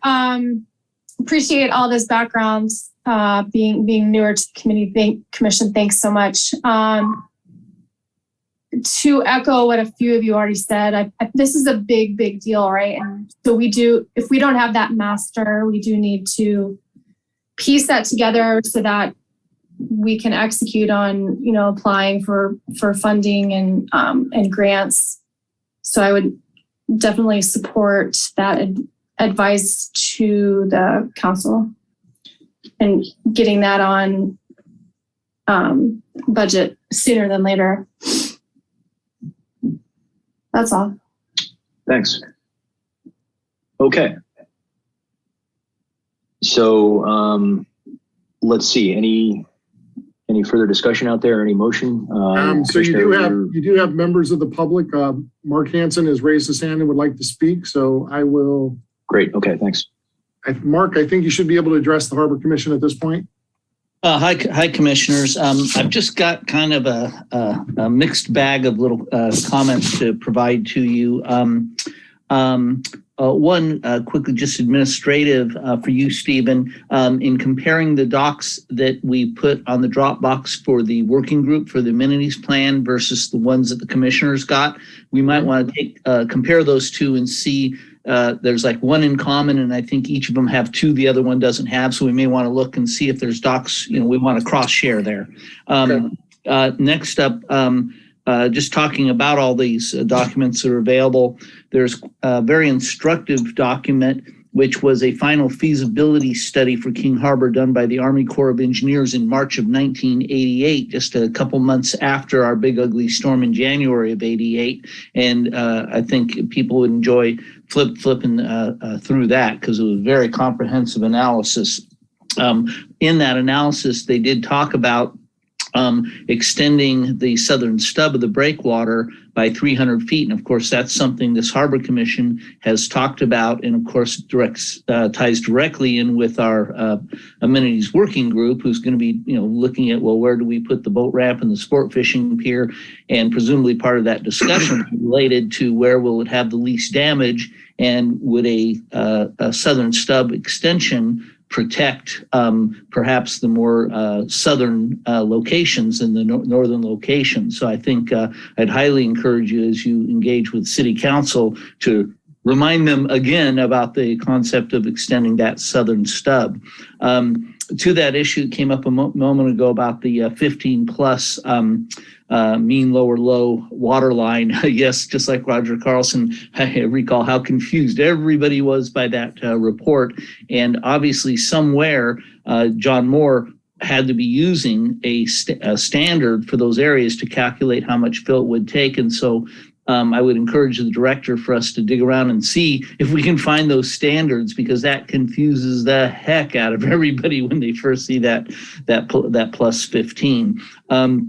On the subject of things that confuse people, one of the queries I got today was looking at the 2015 study. Somebody says, well, they're only talking about mole C and mole D. Are they just planning on not doing anything for mole A or mole B? And I've got to follow back on that one to explain to them that study was being done against the context of the CenterCal project, right, and that had nothing to do with mole A or mole B. They aren't being ignored. So just to let you know that was something that confused somebody today. A final comment is, when we look at do we retreat or berm ourselves up or rise? One of the things that John Moore said way back when was, he says, well, we can't retreat. It's all built up. We can't retreat.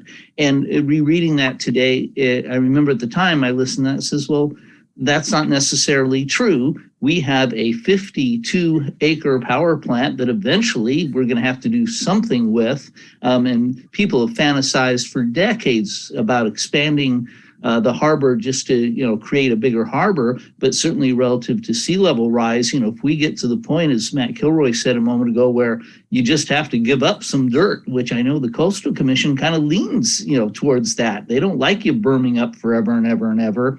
But we got 52 acres to retreat to. So that's something I think that I really disagreed with John Moore, and I would put that bug in all of your ears as we look at this, that we are in the unique position of a coastal city of having 52 acres we could retreat into. Anyway, those are my comments. Thank you very much. That is the only public comment that we have on this topic. I do not have any e-comments for you, Chair Carlson. Okay, thank you very much. Okay, I see two hands back up. Are those new hands or something from before? Okay, thank you. Mine is new. Commissioner Light, go ahead. Well, I was just going to make the motion. Number 1, to receive and file the report. Number 2, to recommend expedited funding for the, I forget what they call it here, the Marine Climate Resiliency Master Plan, and to define and develop projects that are ready for submission for the infrastructure bill. Second. Okay. Any discussion on that motion? Second. Okay. Looks like no discussion. So All right, then I will take a roll call vote for you. we need any public comment on the motion. Unless there's new public. Unless there's a new member of the public, we don't have any new Okay. comment on that. So for a roll call vote, the order that I have you on my screen is Commissioner Light, Concur. Commissioner Bauer. Yes. My screen just moved. Let's see. Okay. Commissioner Cruzan, Yes. and Commissioner Callahan, Yes. and Commissioner Kilroy, Yes. and Chair Carlson. Yes. Okay. I think the screen changes when you do anything, including taking your hand down. Yeah, I think it does, and it threw me off in Yeah, the order I was down calling and people. Yeah. All right, let's see here. I got to go back. Apologize for a moment here. I'm trying to. So Director Proud, with that motion, I think that tells you to go ask the council for help.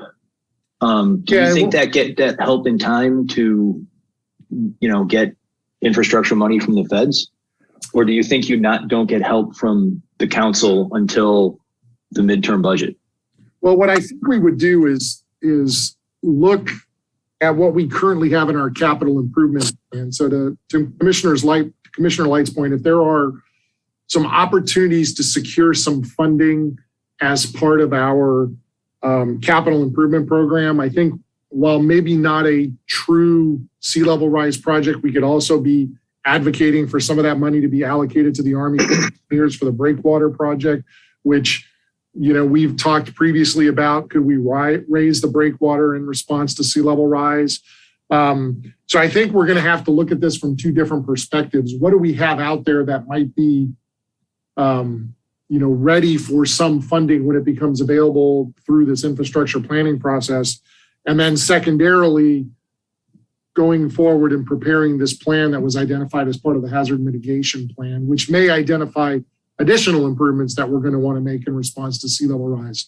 So the challenge is the council, if they allocate money to prepare the resiliency plan, we're still going to have to go through the process of selecting a consultant, writing the plan, taking it through the approval process, and kind of setting the standard and identifying the programs.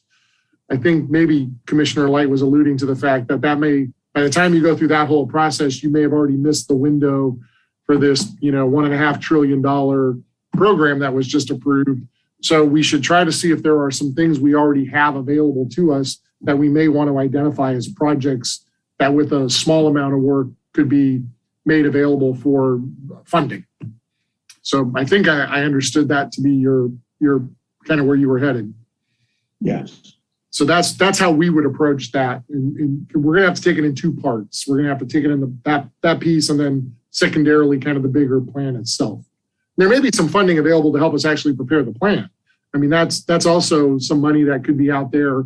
I know the Coastal Commission typically has grant monies available for resiliency programs, coastal resiliency programs. That may be some opportunities for us where we're not necessarily having to use our own resources to even prepare the plan. We could look for some other sources of funding for that as well. Great, thanks. And I don't know if this turns into, another motion or more homework or something, but, do we need to send a letter to, Congressman Liu's office and, have him keep us in mind?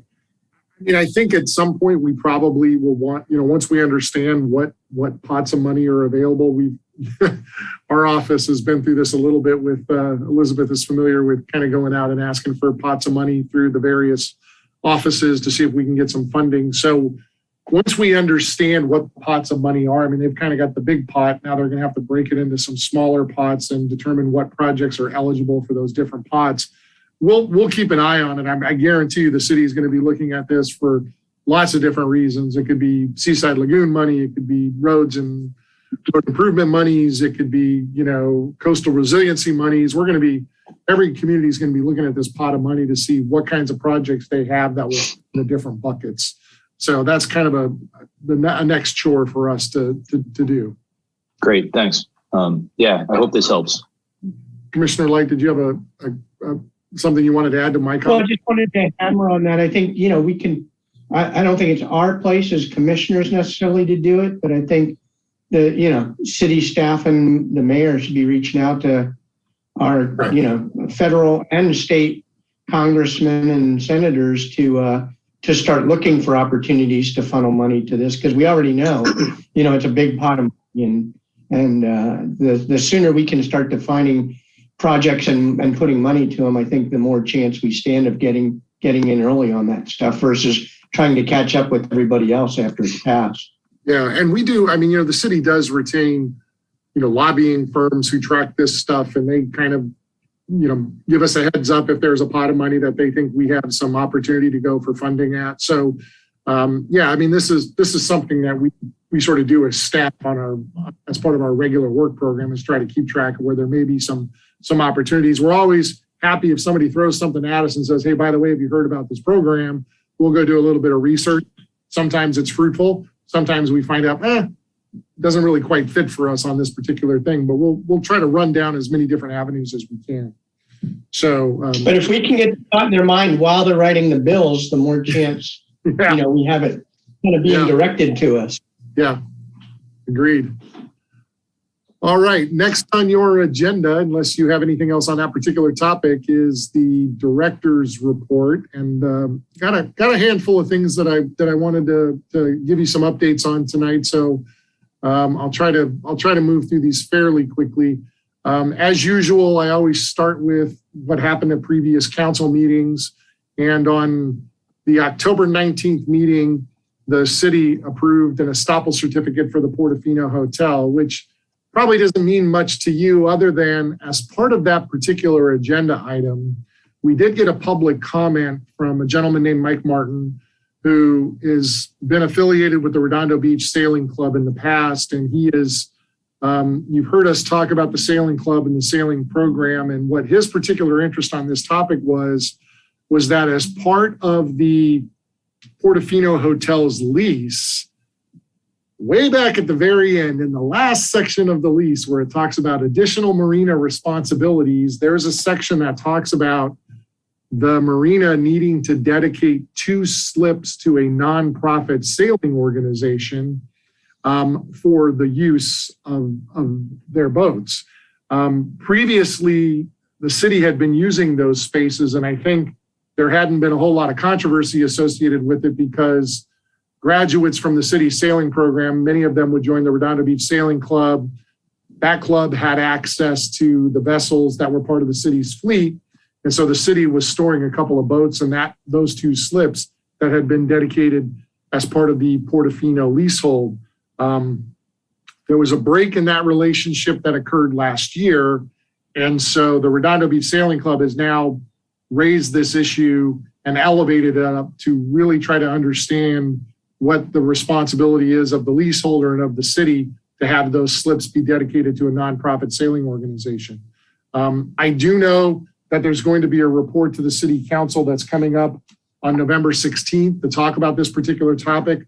I also know that, or I can't say for sure that he's made the contact, but our community services director asked me for Mr. Martin's contact information so he could reach out to him to see if there was a way to try to work together and utilize those spaces. So I wanted to just make sure you were aware that that's something that we're looking at. And this particular agenda item kind of brought it back up to the fore again as something we should be taking a look at. At the meeting of November 2nd, last week, the city council approved our free holiday parking at the pier. So that's something we do every year to try to help the pier businesses as we provide free parking for them during the month of December. This year, that free parking program is going to start on December 4th and it runs through January 1st. And that goes from 8 a.m. to 10 p.m. every day. So it's a nice benefit for the businesses down there to be able to have some free parking for people to utilize during the month of December. And then also at our November 2nd city council meeting, the city council approved the contract for our next city manager, Mike Witsansky, who's currently our assistant city manager.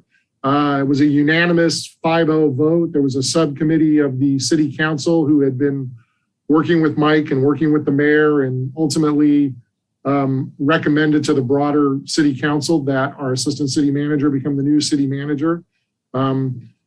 I don't want to speak for all of the staff, but I think most of us are kind of thrilled that that's the case. I think Mike has done a fantastic job. He's very approachable from a staff perspective, very thoughtful. So I think you'll all enjoy working with him to the extent you have interactions with the city manager's office. And I think he assumes full responsibility on the 16th of November, if I'm not mistaken. So we're thrilled to have that happen. So I wanted to make sure you were aware of that. Upcoming items for the city council. Tomorrow night, interesting presentation as it is every year. Redondo Beach Travel and Tourism, which is the agency that administers the Redondo Beach Tourism Management District, will be making their annual presentation to the city council. And it's always interesting. They do a very good job of marketing the city and particularly the hotels in the city to the broader community. Obviously, it's been a challenge with COVID over the last 18 months for that program. We've seen reduced revenues to them. They're funded by an addition to all the hotel bills. So each hotelier, as a guest stays there, they collect a little bit of money. City collects it and we pass it back out to that tourism management district group. And then they do the marketing for the city as a whole for the hoteliers. So they're going to make their annual presentation tomorrow night, which is always kind of an interesting presentation. Also tomorrow night, there's a consent to a sublease amendment with El Torito. This came to us fairly recently. The El Torito restaurant chain as part of the Redondo Landing master leasehold. So they're not a direct tenant of ours. They're Bob Resnick's tenant. But they have asked for a consent to a sublease amendment that would expand their premises to include the Barney's Beanery space. So they're part of a larger restaurant group. It's called XRG Restaurant Group. And there's a lot of brands that fall under that umbrella. Most of them are Mexican themed brands, from Chevy's to El Torito to Acapulco to Solita and Sol and just a whole bunch of different brands. I think there's 9 different brands that fall under that restaurant umbrella. And they're coming up with a new concept called La Cantina. And so it'll be, its own operation, its own space, its own look and feel. You'll have the El Torito still be in their space, and they'll have a common outdoor area that they can now share between those 2 buildings that'll be available for outdoor seating. So we're excited to get a concept back into Barney's Beanery space. It's our front door to the pier. It's been dark for too long. So we're happy that that's going to be moving forward and going to the city council for their consideration tomorrow night.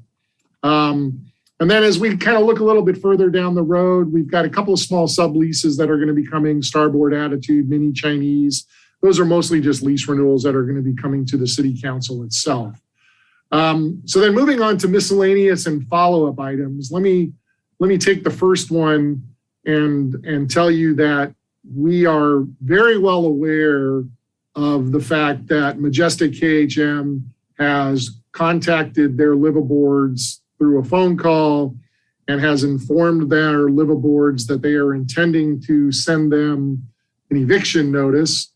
We don't know exactly how long they're going to have as part of that eviction notice, and we're looking into, what restrictions there may be in terms of their ability to actually deliver those eviction notices. We've done a little bit of research on the COVID side, because that's kind of a first thought was, well, gosh, there's all these eviction moratoriums for commercial tenants and residential tenants as part of COVID. Do they get some kind of protection for the liveaboards? And as you can imagine, it's not crystal clear.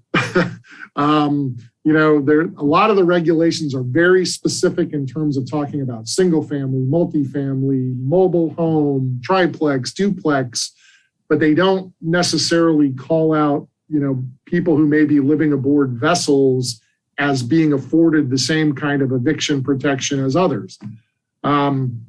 We did find an article that was written probably about a year ago that was written for a question that someone posed in the log, the newspaper, The Log, that you all are very familiar with, who was asking about evictions of boaters and the process for evicting boaters. And it's an interesting read when you go through it, because a lot of the eviction regulations are federal maritime related kinds of protections.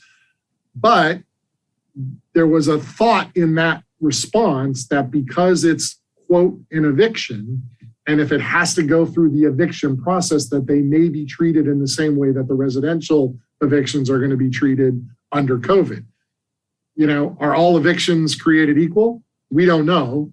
But the fact that it's being called an eviction may give it some standing in the same way that some of the residential evictions are being characterized as part of COVID.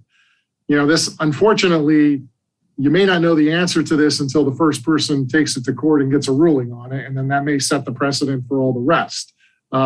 It's not clear.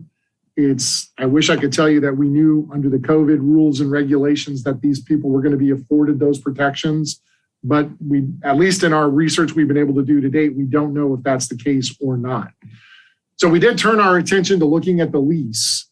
The lease doesn't give us a whole lot of guidance on this particular matter. So it doesn't talk about, frankly, it doesn't really talk much about liveaboards at all. It does talk about that being an allowable use under the lease. So, slip rentals, apartment rentals, liveaboards are an allowable use under the lease, but those things don't come to us for our approval as part of the process. They're considered miscellaneous agreements that they can enter into, as you can imagine. Whereas on some of our other master leaseholds, whenever somebody does a sublease, they have to bring it to us for our consent. We would have to consent to every slip rental or every apartment rental, and that would just be too cumbersome. So the master lease just lumps all of those in as things that the master lessee has discretion over as part of their administration of the property itself. Beyond that, and I will tell you, this is one of the more challenging leases because it's probably the oldest lease that we have. And similarly to the conversation we had about the coastal plan being amended on top of amendment, we have a similar challenge here when a lease that's over 50 years old has been amended multiple times and been the subject of litigation. There may be some provisions that we just haven't uncovered yet. But at least our quick kind of cursory look at it suggests there isn't a lot of language in the lease to necessarily take this matter on head on as well.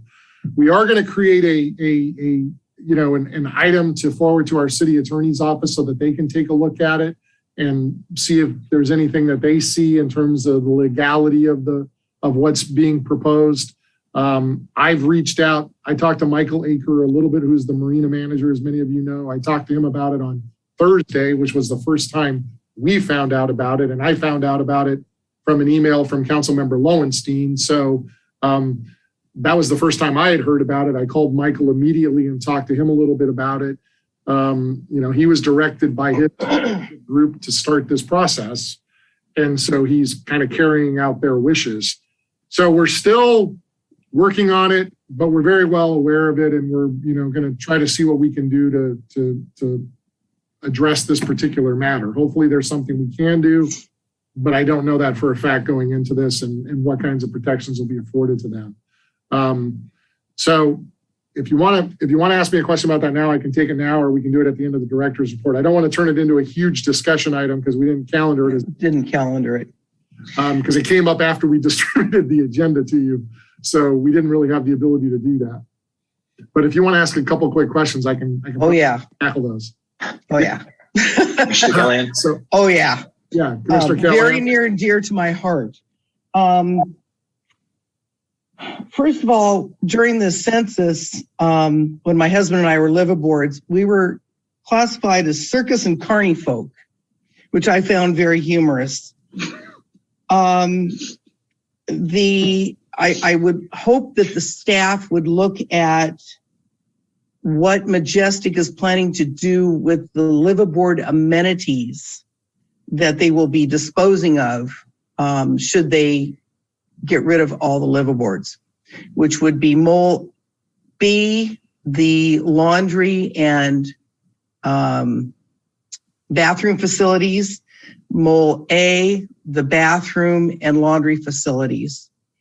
And I would hate to see them be able to re-rent those out as something else. I know we haven't agendized it, so that's all I'll say. Okay, thank you. I appreciate that. Any other questions? I'll ask one question that you may not know the answer to. Did they give you any hint as to the reason for this? Several reasons, but I wouldn't say any of them were more compelling than the other. I think they're looking ahead to maybe a renovation of the marina itself, the wear and tear on the marina from liveaboards. I mean, they had a handful of reasons, but none of them really rang and resonated in terms of why you would. When I asked, because I didn't know off the top of my head how many liveaboards there were, and there's 65 is the number. At least inside of King Harbor Marina. And so, when I talked to Michael, I said, wow, Michael, that's a lot of, that's a lot of people being displaced. I got the sense he gets the gravity of it. And I don't want to place it at his feet. I think it's really the ownership group that's kind of made this decision.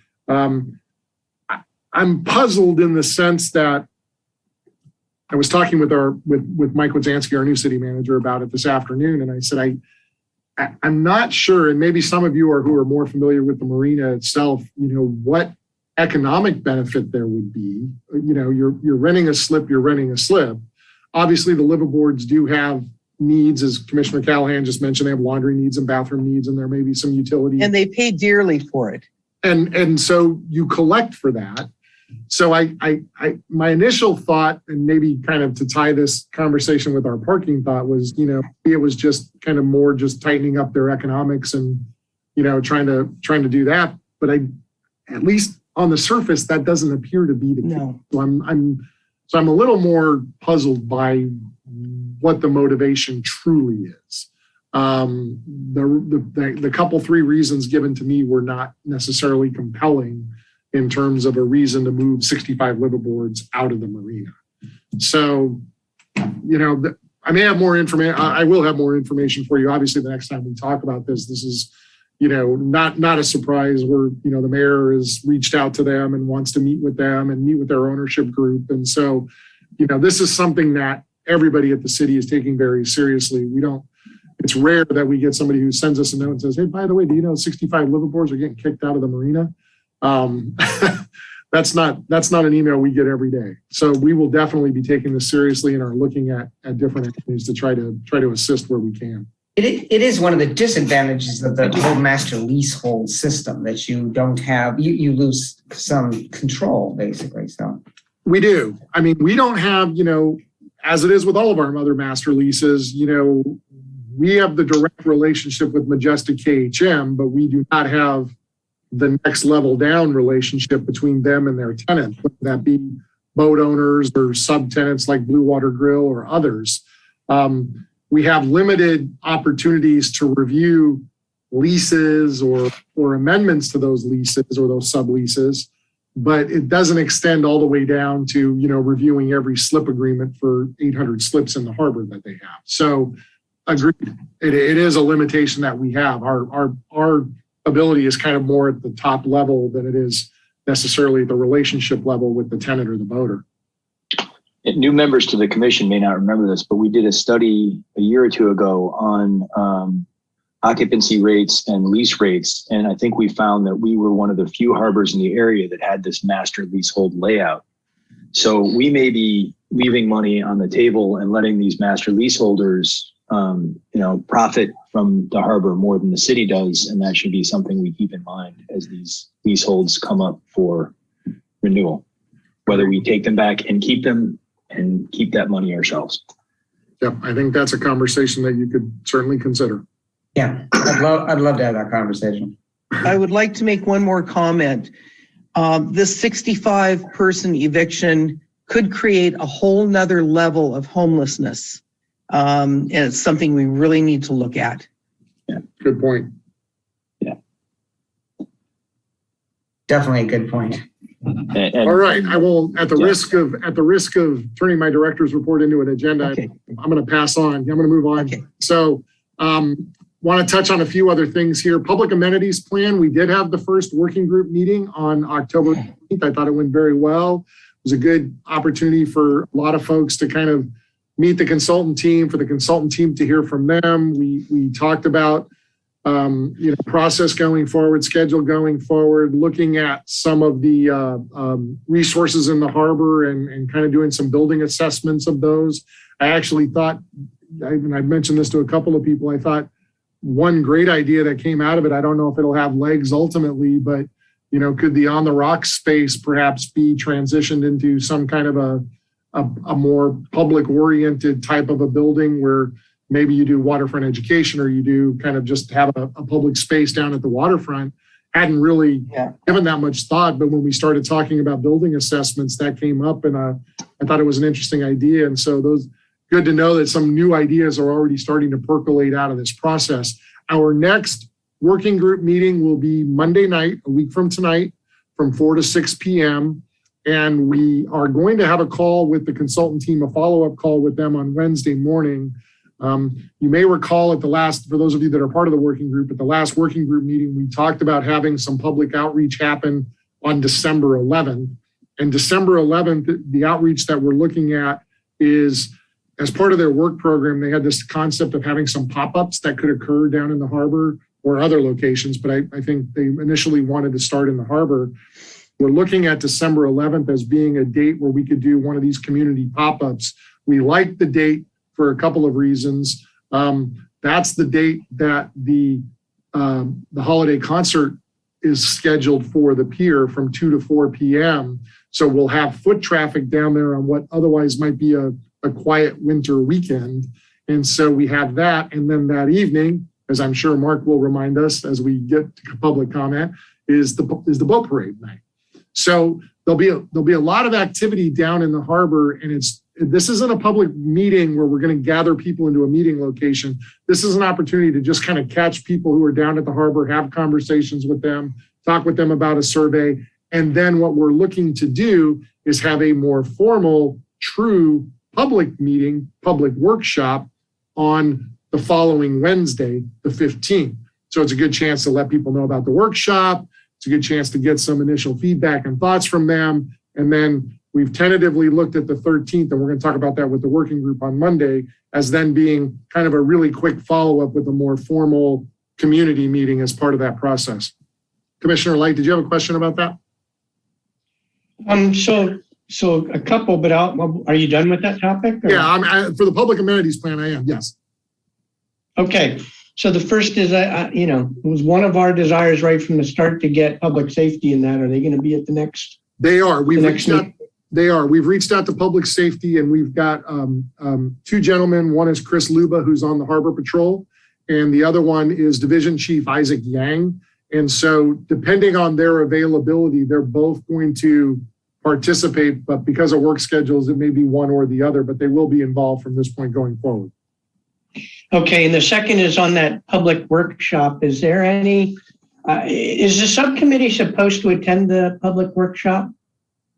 The subcommittee, I would strongly encourage the subcommittee to attend the public workshop. Absolutely. So my question is, since it's a public workshop and the Harbor Commission is not really running it, can we all attend and talk to it, or is that a Brown Act? Yeah, it's a good problem. So when we did the, I would like to comment on it. I'd like to give input. yeah,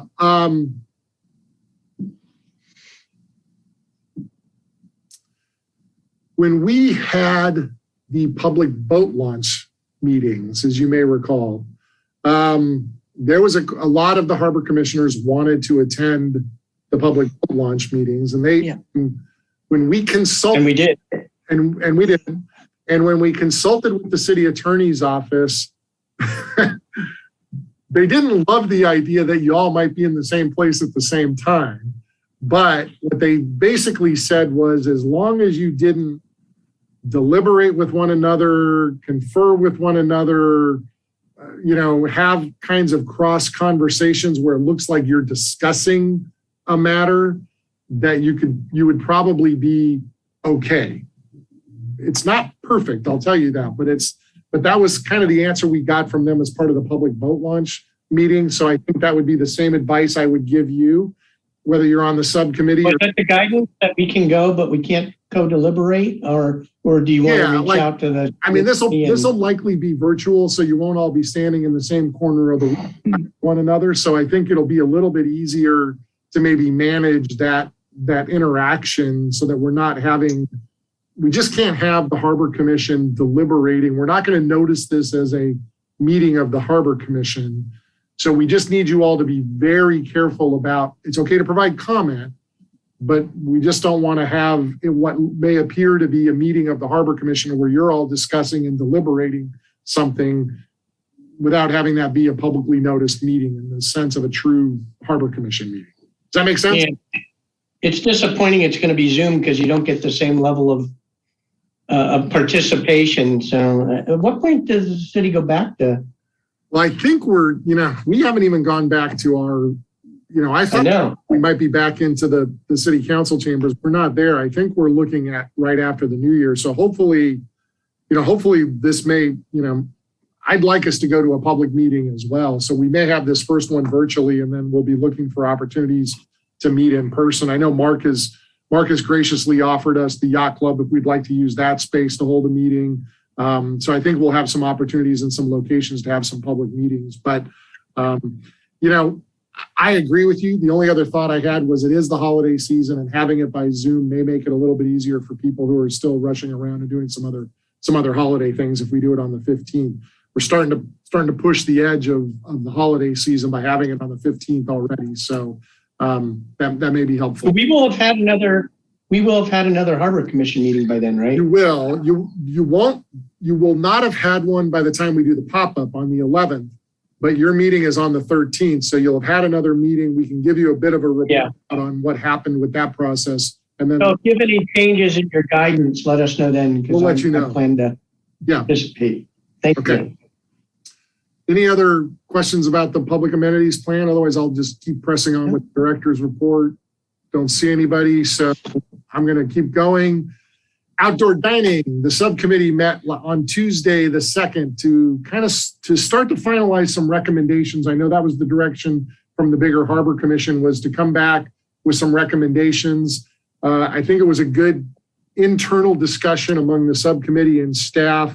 We'd like to have one more meeting with the restaurateurs before we finalize the recommendations for Harbor Commission consideration. So we're looking to try to get that back to you in December if we can.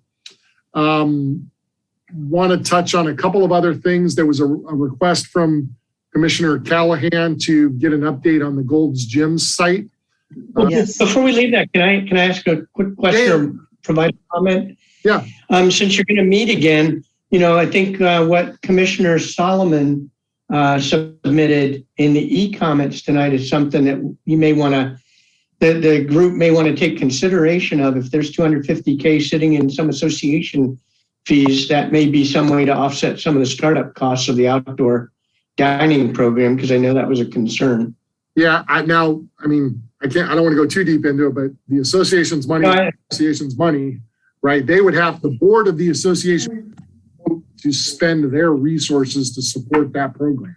If that was something Yeah, you reach out to businesses, that may be a path. They paid into it. Let's let them get something. Yeah, although I don't want to belabor it. I don't expect you to talk to it. It's just understood. Okay. Okay. Thank you. All right. So then I started to say that Commissioner Callahan had asked for an update on the Gold's Gym site and the status of that. You may have noticed that it's been the subject of a couple of closed sessions that we've had with the city council. The negotiating party is the Beach Cities Health District. I can't obviously dive too deep into what's been discussed as part of closed session, but suffice it to say that since it's been on there and we're in real estate negotiations as a result of that there's an interest in Beach Cities Health District in utilizing that space to support some of their activities that are happening as part of their broader plan for revitalization up at their campus on Prospect Avenue. That space has been extremely difficult for us to lease. It's been vacant since I arrived at the city over 6 years ago. And that's largely due to the fact that the property was acquired using Tidelands Trust money. And so in order for us to find a tenant for the space, we have to find a trust consistent user for the space. Those users are fewer and far between than we would hope. And we just haven't been able to do that. So it's still open, it's still available, but we are in conversations with Beach Cities Health District about a possible use of that space. And that's been the subject of the closed session discussions. Okay. That's that. Jim, you still have your hand up. Did you have one comment on that as well? Oh, sorry. Okay, no worries. Moving on. Just maybe to kind of put a bow on that, just on a general leasing perspective, we're 100% full currently on Fisherman's Wharf. We're about 83% leased on Pier Plaza. In the Redondo Beach Marina, we're 64% leased. And part of why that number is so low is we have Rubies and On the Rocks that still remain unleased. And that's what is driving that percentage down to 64. And then the International Boardwalk is 37% leased. But again, we have the Fun Factory as part of that number. And so it of itself drives down the percentages dramatically in terms of our leased space. And that's what sets us at 37%. Commissioner Light? I thought On the Rocks was leased to the it is. Beach Life. Yeah, that's a good point. It's leased to them. It's on a short-term 6-month lease. So it's not a long-term lease, but we should probably at least temporarily take that out of our numbers. So that's a good point. We'll make that correction for the next time, and I can give you an updated number on that. Yeah, when Alan held his debrief to the public or, get public input, he indicated they plan to stay there for the foreseeable future. Well, that hasn't been, we don't have a proposal to that effect, and it hasn't gone to the city council for their approval. So while that may be his intent, it would be great if he'd submit a proposal and an idea so we could consider it. Okay, thank you. Yes, Vicki? I was curious if you were talking about negotiations for the Fun Factory.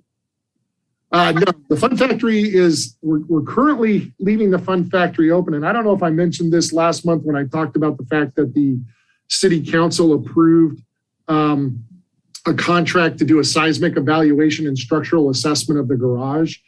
While we have the Fun Factory open and we don't have a tenant in there, it's worked out well in the sense that we're going to be able to get into that space that we previously weren't able to get into and look at some of the structural and seismic issues associated with that. Once we've completed that evaluation, then we'll be looking to an opportunity to try to re-tenant that space again. Okay. And we have, thank you. I misunderstood. We have had some interest. We've had some interest. I misunderstood. Okay. No worries. There have been people who are interested, so that's good news. 2 last items that I wanted to give you an update. Some of you may be in contact with some of our tenants and have heard that we're having challenges providing internet service down on the International Boardwalk. We have been working with our public works crew and working with Frontier to try to see if we can try to correct that problem. We've been able to identify an opportunity where we may be able to pull some cable to a couple of the tenants.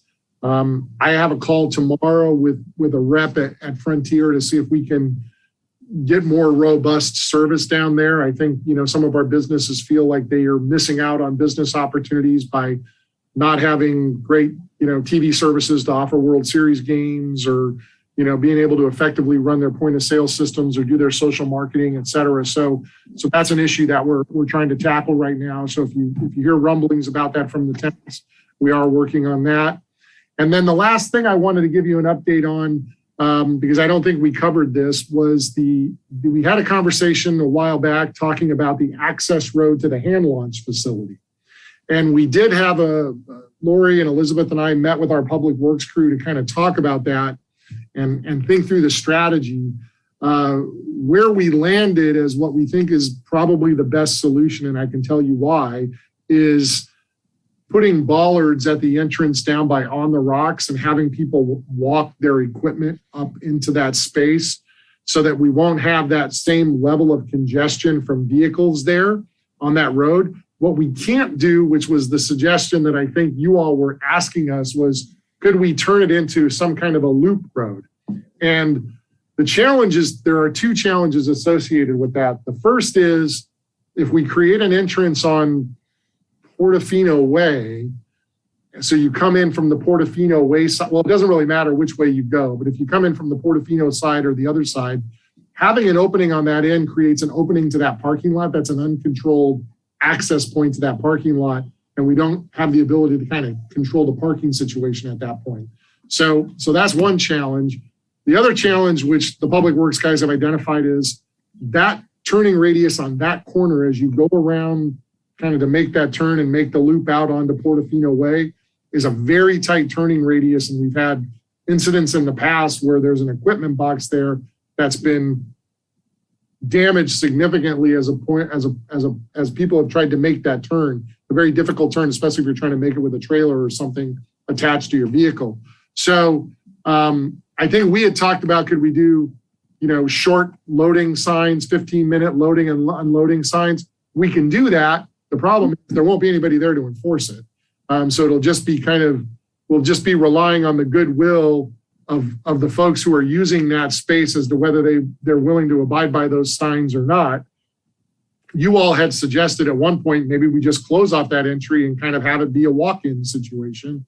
And we think of all the options, that may be the best option out there, but we could certainly revisit this if you want to have a bigger conversation about it at another meeting as to what the right approach is. I see Commissioner Light, you have your hand up on this one. So I don't know if you have a comment. I do. I think before we finalize that, we should agendize it, because I'd like to have a broader discussion and with input from the public. But I personally disagree with closing that off. I think it impacts folks who may be able to get something a short distance, from their car to a dock, but to sit there and have to walk it all the way out, depending on where you park, you may have to go through that narrow way between On the Rocks and Seaside Lagoon, or if you're on the other side, a longer walk up through there. I don't think that's necessarily conducive to public action. And I'll tell you, we're not going to take any action on this in the near term, because I think the other place where this conversation will ultimately come up as well will be perhaps as part of the public amenities plan. As we're thinking about Seaside Lagoon, as we're thinking about the hand launch, we may have some conversations about that as part of that as well. So I think I'd also like to have those conversations. Well, but that could be a whole reconfiguration of Mole C and D. It could. This is more a near solution. And I just, before we change any operational construct, I'd like the commission to be able to weigh in on it. Yeah, fair enough. I don't, but like I said, we don't have any plans to do it anytime soon. So when we get a more concrete plan, we'll definitely bring that back to you for you to chew on. Yeah, I'd rather just see, Thanks. I'd rather see signs and make people feel guilty and get the evil eye from the fellow users than nobody gets to go down there. Because I know when I used to take my boats down there, hauling a kayak that's 40 pounds plus gear down, all the way down there would be a pain and would be a deterrent. My kayak was 80. Yeah. And I think that suggestion came from Jeremy with the stand-up paddle boards, which are, 14.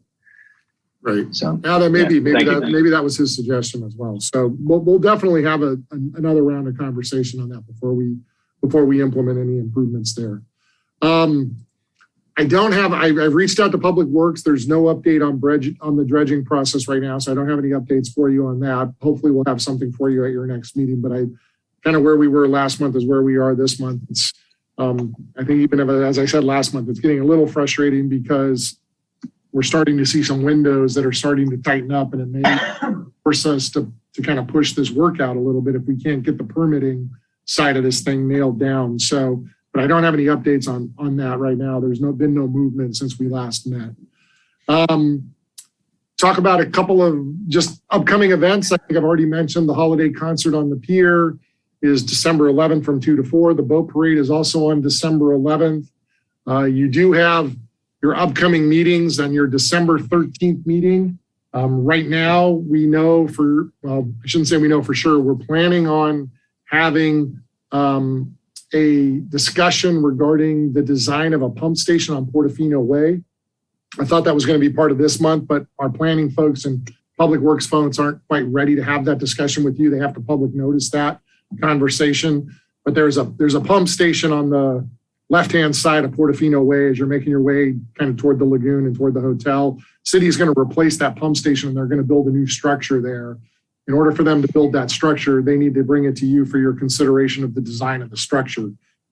Nice thing is I actually think I've had the opportunity to see the before and the after, and they've actually done a nice job of improving the look of a station shed. You can only do so much with it, but they're trying to pick up on some of the architectural details of the Seaside Lagoon building and bring that into the shed design. So you'll get a chance to take a look at that and give them your thoughts. And as I mentioned earlier, we should be able to have a more substantive conversation about recommendations on outdoor dining. And then looking ahead, I just wanted to put on your radar screen that at this point, looks like the January 10th meeting is a meeting that we're going to need to cancel. And that's really due to no other reason than the time between the December 13th meeting. We have 3 working days, and then City Hall effectively closes for 2 weeks.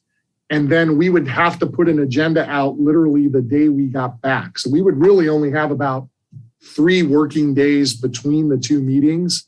So from our perspective, we just won't be able to generate anything substantive for you for your January, I just had the date, January 10th meeting.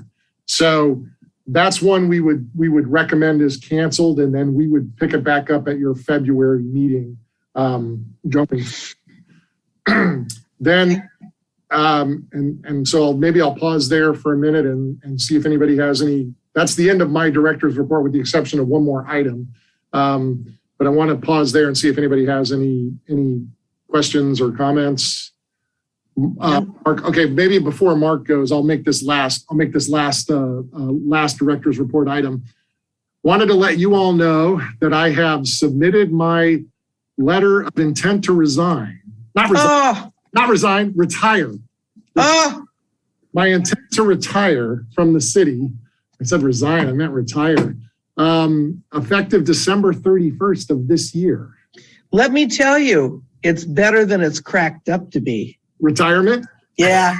Yeah, I'm kind of looking forward to it. So I got some ideas on some things I want to do. So who will replace you? Well, we don't know yet. There's some internal conversations with city management right now. I'm not sure what their strategy is. Obviously, Mike has just been appointed your new city manager, so he may have some organizational thoughts or ideas on how he wants to approach the department. But for me, I'll be at your next meeting in December, and then that'll be my last time with all of you. As I said, I'll be retiring if all goes well. There could be a hiccup, but if all goes well, it'll be the last day of December will be my last day with the city.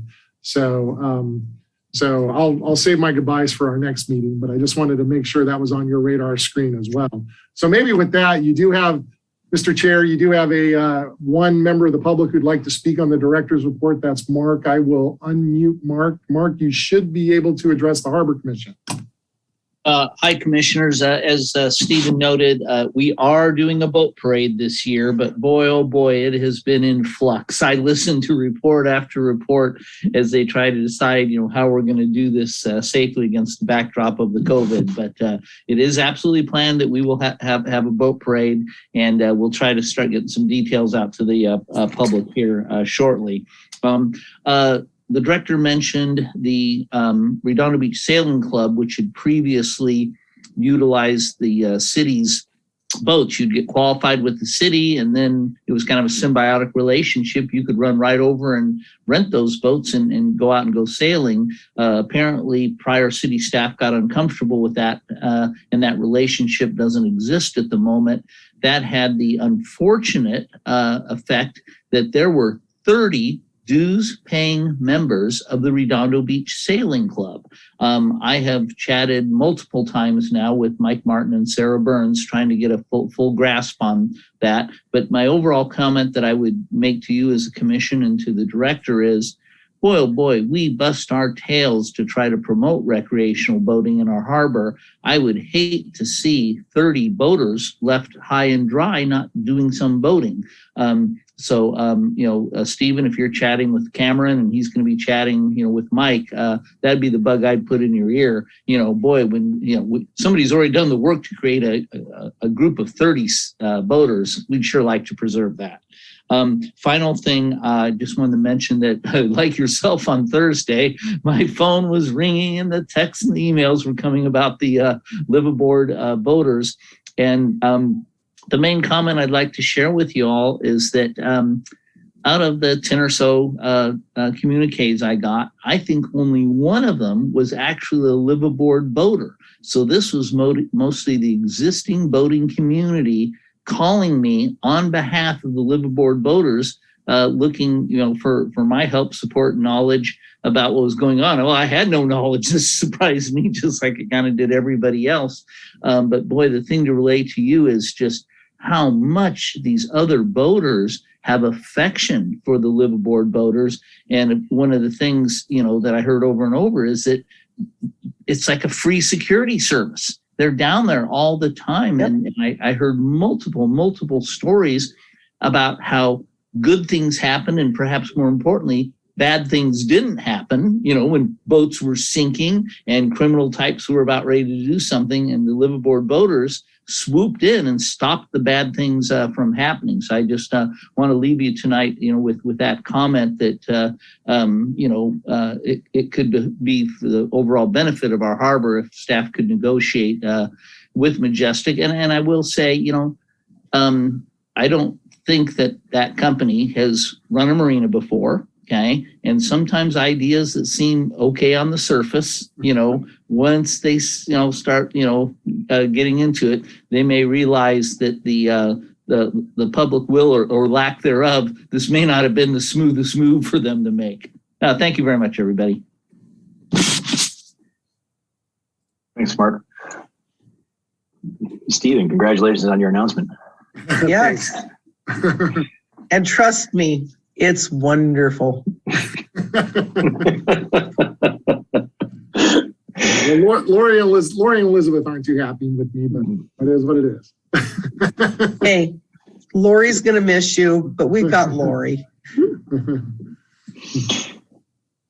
Okay. So unless there's any other comments on the director's report, a motion to receive and file. Motion to receive and file. A second. All in favor? Aye. Any opposed? Okay, motion Thank passes. Next item is commission items and referrals to staff. I'll just ask my usual one. Any comment on the abandoned boats? Or any news on the abandoned boats? I haven't had any news on the abandoned boats, but I'll circle back around again. Thanks. Yeah. Well, the good news is the next quarterly report when I ask them won't be on your watch. So take some joy for that. And I'll go around the room. Let's see, as I see people listed, Commissioner Callahan, any? I have no referrals. Congratulations, Stephen. But I want to wish everyone a very happy Thanksgiving, and Hanukkah is early this year, so happy Hanukkah. I think everything is early this year. Commissioner Bauer. What Commissioner Callahan said, including congratulations, Director Proud. I did have one item, just a question. So Eugene Solomon brought up this a third of $1 million that are kind of hanging out. Could that be agendized and discussed, and I don't know how it would get worked, because it seems like the idea of advertising the pier, there's this money available, and this idea of, even this idea of an internet, methodology to getting the word out about the pier would be valuable. What makes sense on that? I mean, we could certainly agendize an item to give you a better understanding of kind of what the peer associations are and what their roles are and how the dues are collected. There's I won't get too deep into it right now, but I think there's a misperception that somehow we, the city, have the ability to control how those resources are spent. And that's only limited to the extent that we sit on the board. But we're one of many people who sit on the boards. So, but we could certainly give you a sense of, just as it might be good background information for you all to know that, how the dues are collected, what they, the budgets that are developed, the process that we go through with the two different associations for the collection and expenditure of those funds.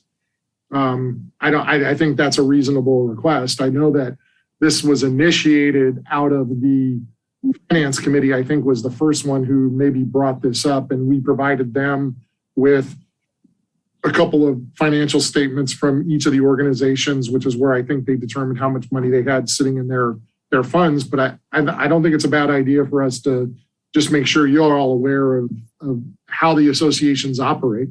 Yeah, that'd be great if we can do it efficiently, of course. Thank you, okay. Stephen. Thank you, Commissioner Grisam. No, I guess I did have a comment on the Director Proud's report on the liveaboards, and just wondering if the city will be looking at our other marina leaseholds. And I don't understand how something like that is kind of out of the zoning purview. How liveaboards or not liveaboards doesn't affect zoning. So I don't know if that's something you could share next time. And congrats on setting a retirement date. Thanks. Okay, thank you. Commissioner Kilroy. Nothing, just, congratulations. You'll enjoy it. Thank you. Yeah, try to get a hobby, try to get on some commissions. It's great. And not anytime soon. Commissioner Light.